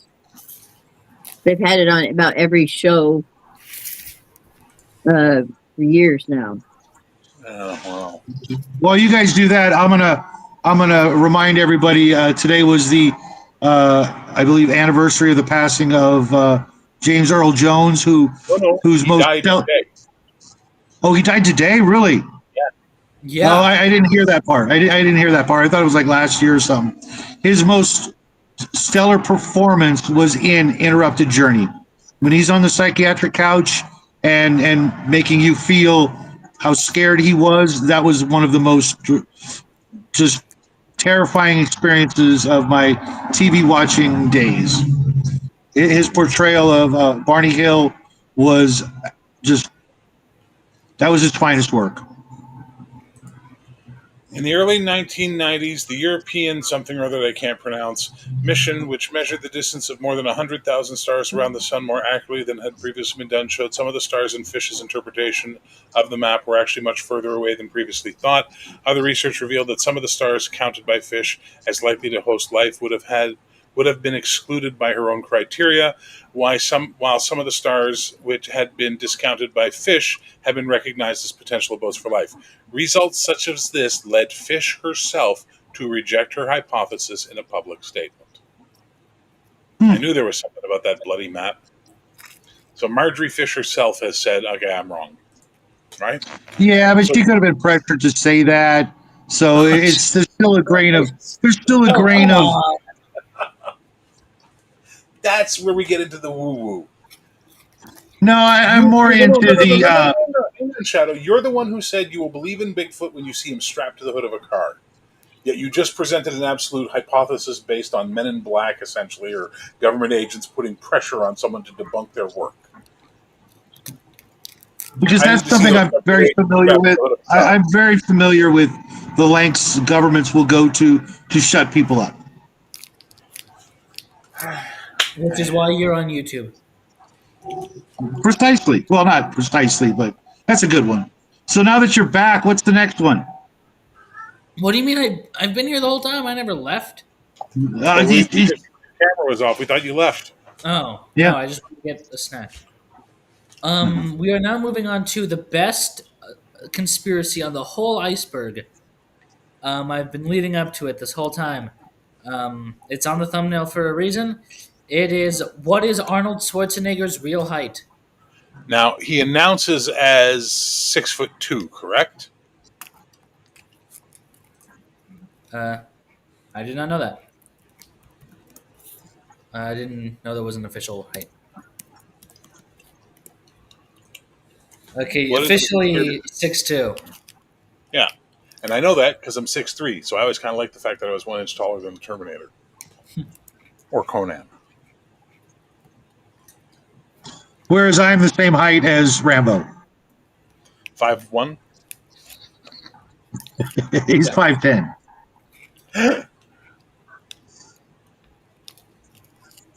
So what's his real height, Jack? Uh, I have no idea. Apparently, a bunch of people think the 6'2" is like inaccurate because people have been measuring him next to other celebrities and other people and say, oh well, if this person's this height, he's next to them, and he's this, then he is actually shorter or taller than what he says. I think For he's shrinking. I think he's Well, we all shrinking. do. We all do as we get Yeah. older, right? Our spinal compression makes us lose an inch or so. hmm So that's what I tell the ladies. No? But outcome. Ah, Yeah. thank you. But What? yeah, supposedly he like lies about his height for some reason, and a bunch of people online are really, really dedicated to figure out what his real height Arnold is. Schwarzenegger lying? No, that's never happened. Maria Shriver. Maria, touch my gherkin. Come on, Maria. Touch my pickle. Do it. Do it now. No? Oh, wow, you guys God. are a rough audience tonight. Wait, Hey, I'm just confused. What? What's that about? What's which it's an about? innuendo. It's an innuendo. Don't worry about it, sport. Yeah, no, I figured that. Who is this woman that you're speaking of? His wife. His wife. Well, yeah, the Kennedy. Oh, okay. Okay. I don't think there's much else to talk about there. He's a weirdo from Hollywood. Of course, he's going to lie, especially as he's getting older and not able to do the things he used to be able to do. You know, perpetuating the fact that he's still the action hero that he's always been famous for. Not even surprising. I think the surprising thing is that it's on the list. I think this is one of those red herring conspiracies that allows them plausible deniability on the whole tier list, so that they can say it was just for fun, it was just a joke, that kind of thing. I'm just glad that I'm now able to put Arnold Schwarzenegger on the Shadow and Sun thumbnail. That's nice. It's good to have goals. Exactly. Who's the other guy with the mustache? Charles Ford. Oh, yeah. I'm not wearing my glasses, dude. What are you laughing at, lady? Your one-liners you crack me up. I love your sarcasm. It's my mother tongue, man. Seriously, I learned to speak English. English is my third language. Oh, really? My first language is sarcasm. My second language is vulgarity, and I learned French fourth. Okay. Mhm. Cool.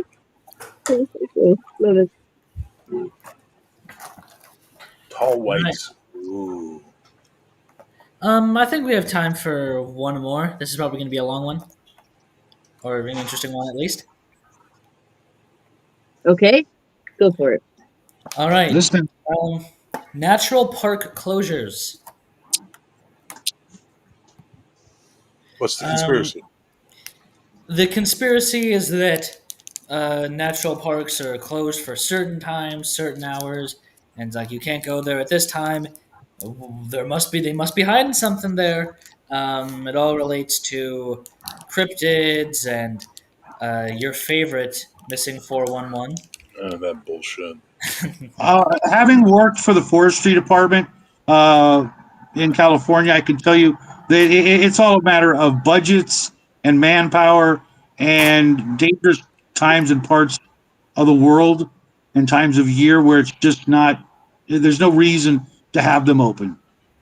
For the 3 to 7 people that are going to visit that particular park, the cost is not worth it. They're going to make $18 for renting a space, and they're going to shell out thousands for employees.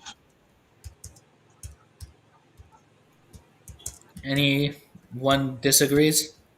I think it's actually the Illuminati, and they're closing the parks down so they can have their secret woo-woo hyper bullshit meetings with the Bigfoots, and they can decide what they're going to do about the refugees from Mew hiding out at Mount Shasta. Very good. Yeah, that's the only logical explanation. I don't know what Shadow's on about. Take off, nuke it from orbit. It's the only way to be sure. Yeah.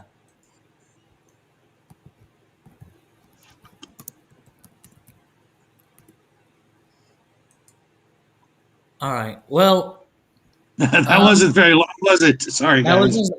was expecting Raven to have something to say about it. Oh, go, please, Raven, please, please, for me, please.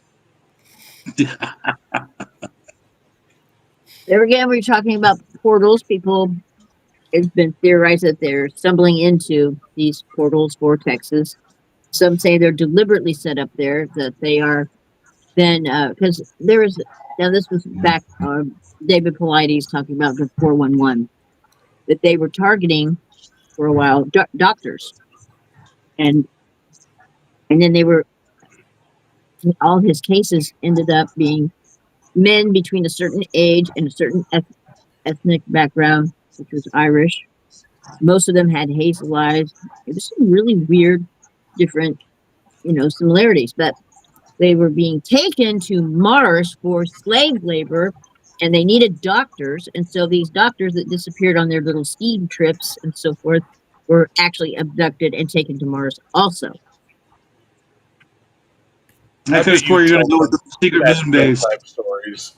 Could you imagine what having Raven would be like as a mom? Tell me a story on Mars. The Bigfoot psychics. It'd be great. I didn't say I believed it.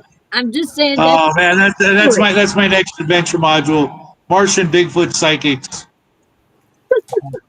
Well, I mean, clearly Bigfoot can he can heal people and he can shapeshift and he can teleport and go through portals and all that. Interdimensional Bigfoot is on the chart. Listen, good. You remember that thing about the Sasquatch letter on DM James' show today? The term Yes, Letters from Sasquatch came up, and that's now going to be an amazing indie band. Letters from Sasquatch. Message to humanity. Yeah. It's an interesting.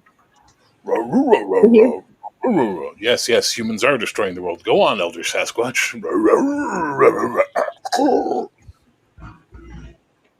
Can I show you the birthday card that I used on the radio station for it's Sasquatch singing happy birthday? Can I show that to you? Yes. Okay. All right. I'm going to find this here. Remember that thing on Saturday Night Live back in the day? They had Tonto, Frankenstein's monster, and Tarzan singing Christmas carols. Oh, yeah. Those were hilarious. I love those bits. Raven's going to be so heartbroken when the battery on her birthday card goes dead. Oh, I am. That's why I bought 2 of them. Of course you did. I did. I bought 2 of them. Of course you did. If they would have had 3, I would have bought all 3 of them. Of course you did. Yeah, they were like $6 a piece, too. It was crazy. Okay. Because they saw you coming. I laughed out loud in the store. People looked at me like I had 3 heads. I could not help myself. I laughed out loud reading these cards. Oh my God. I just kept playing that one over and over and over again and just cracked me up. I couldn't help it. Where is it? Let's hear it.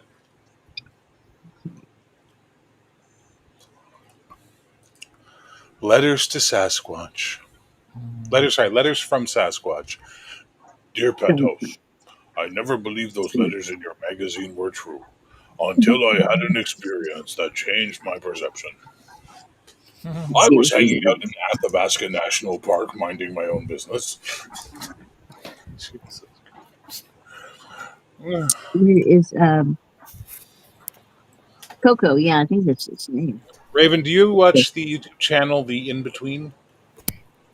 No, I don't have TV. No, YouTube channel. Oh, YouTube. No. You should watch The In Between. You'd like her. Okay.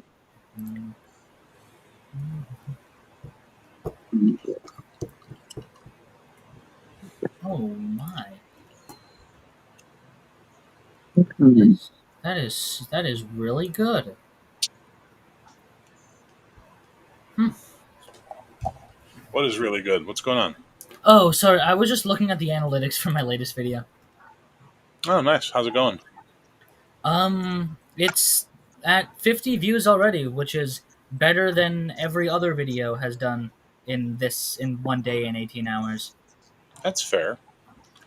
I sadly have figured out the secret to views, which I'm not going to abuse, but I did it for a couple of tests, and both of them are over 1,000 views now. Just put D&D in the title, and then some clickbait bullshit like, best alternatives to D&D. Yeah. Oh, really? Yeah. Yeah. Anyways, back to what you guys were saying. Unless you're done.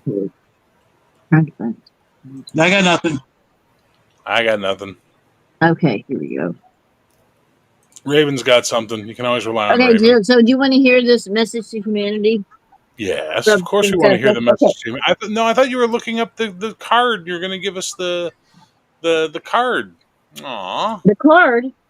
Oh, I can go Yeah. get the card. It's in the other room. Yeah, I'll get it. Hang on. Let's go. The D&D situation is crazy. I want to buy her, like, ice cream. I adore Raven. She's such a sweetheart. Yeah, the D&D scandal just got worse. Hey, Dungeon Minister, I had an idea for a video. Let me run this by you before Raven gets back. It was going to be the 5 worst D&D players. Number 5, Lizzie Borden. She's a homicidal maniac, and she cheats at her dice rolls. Number 4, I don't know, Mussolini. He never listens and always stares at you, and he cheats on his dice rolls. Number 3, Steve. You know what you did.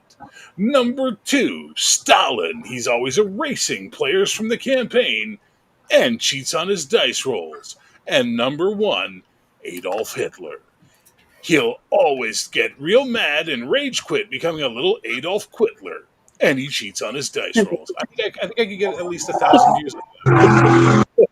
What the hell's going on at Ravens house? Jesus Christ, it sounded like a chainsaw ran through the room. That was the traffic. The Was that traffic you? from the interdimensional ley lines.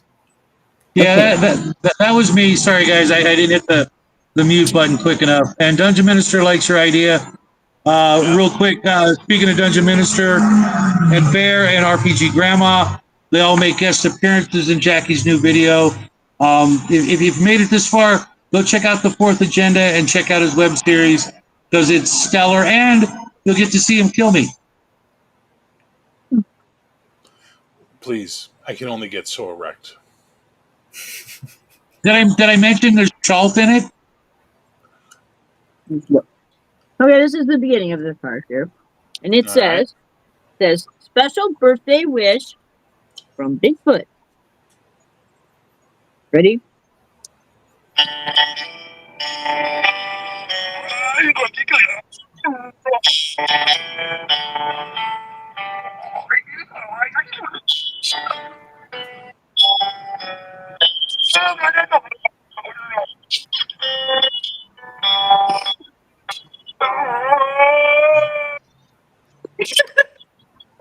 That's not Bigfoot. That's actually Dave from Plants vs Zombies.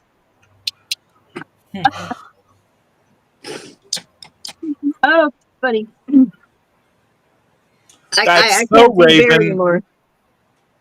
I want to see Bear's expression. Take me off the big screen.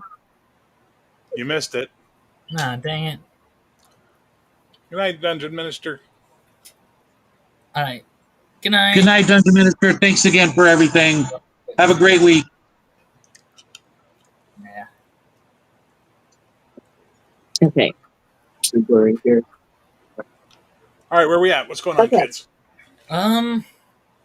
Now, Raven's doing Sasquatch's message to humanity.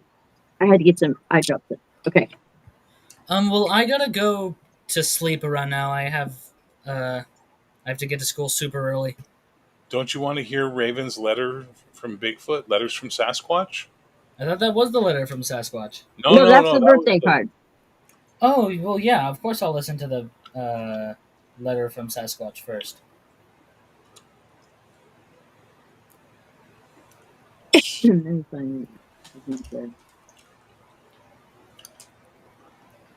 Technology is with Raven again.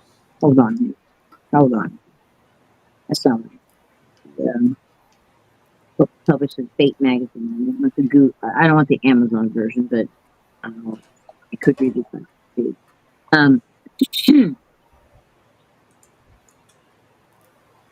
Oh, this is all Amazon. Where's darn it? Hold on. Night, Mac. Take care, buddy. I'm losing everybody. See you soon, Mac. Thanks for sticking around the whole time, man. Appreciate it. Mm-hmm.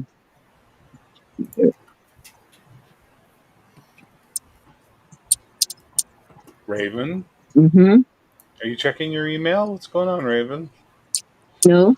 You did some Bitcoin I mining? didn't want the there's what it brought up was Amazon, the book that it comes from. I wanted the actual letter that was given to Sunbow. It's always a book. It's I didn't want the book version of it. I wanted what was published in Fate magazine. So I just did it. Here we go. There. Okay. Now.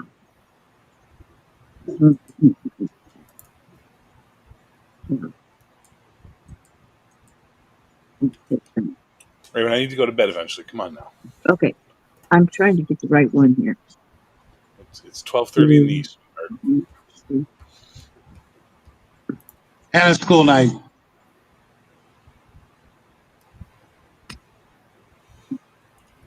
While she's looking for it, I'll share my letter from Sasquatch with you. Did you find it?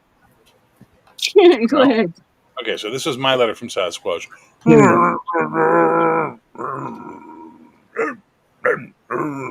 There you go. And that means God bless us, everyone. All right. Sasquatch is a very big Dickens fan. And apparently he's also the national hide and seek champion. He is. Oh, yeah. Also, Bill Hicks, not Bill Hicks, Mitch Hedberg said it best when he said, "What if it's not that the pictures are out of focus, but Bigfoot just looks like that? I think that scares me more to know that there is a blurry monster running around the woods." So there you go. Two of the greatest comedians of all times. Okay, this is not what I... And both tragically taken too soon. Well, Mitch Hedberg, he kind of did himself in. Yeah, I know. But he was Bill still Hicks, You find it, Raven? Nope.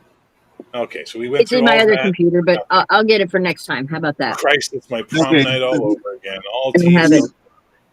Yeah, well, we'll just open next month's show, or is it? No, it'll still be this month. We'll just open the show with a letter from Bigfoot. Okay. Yeah. All right.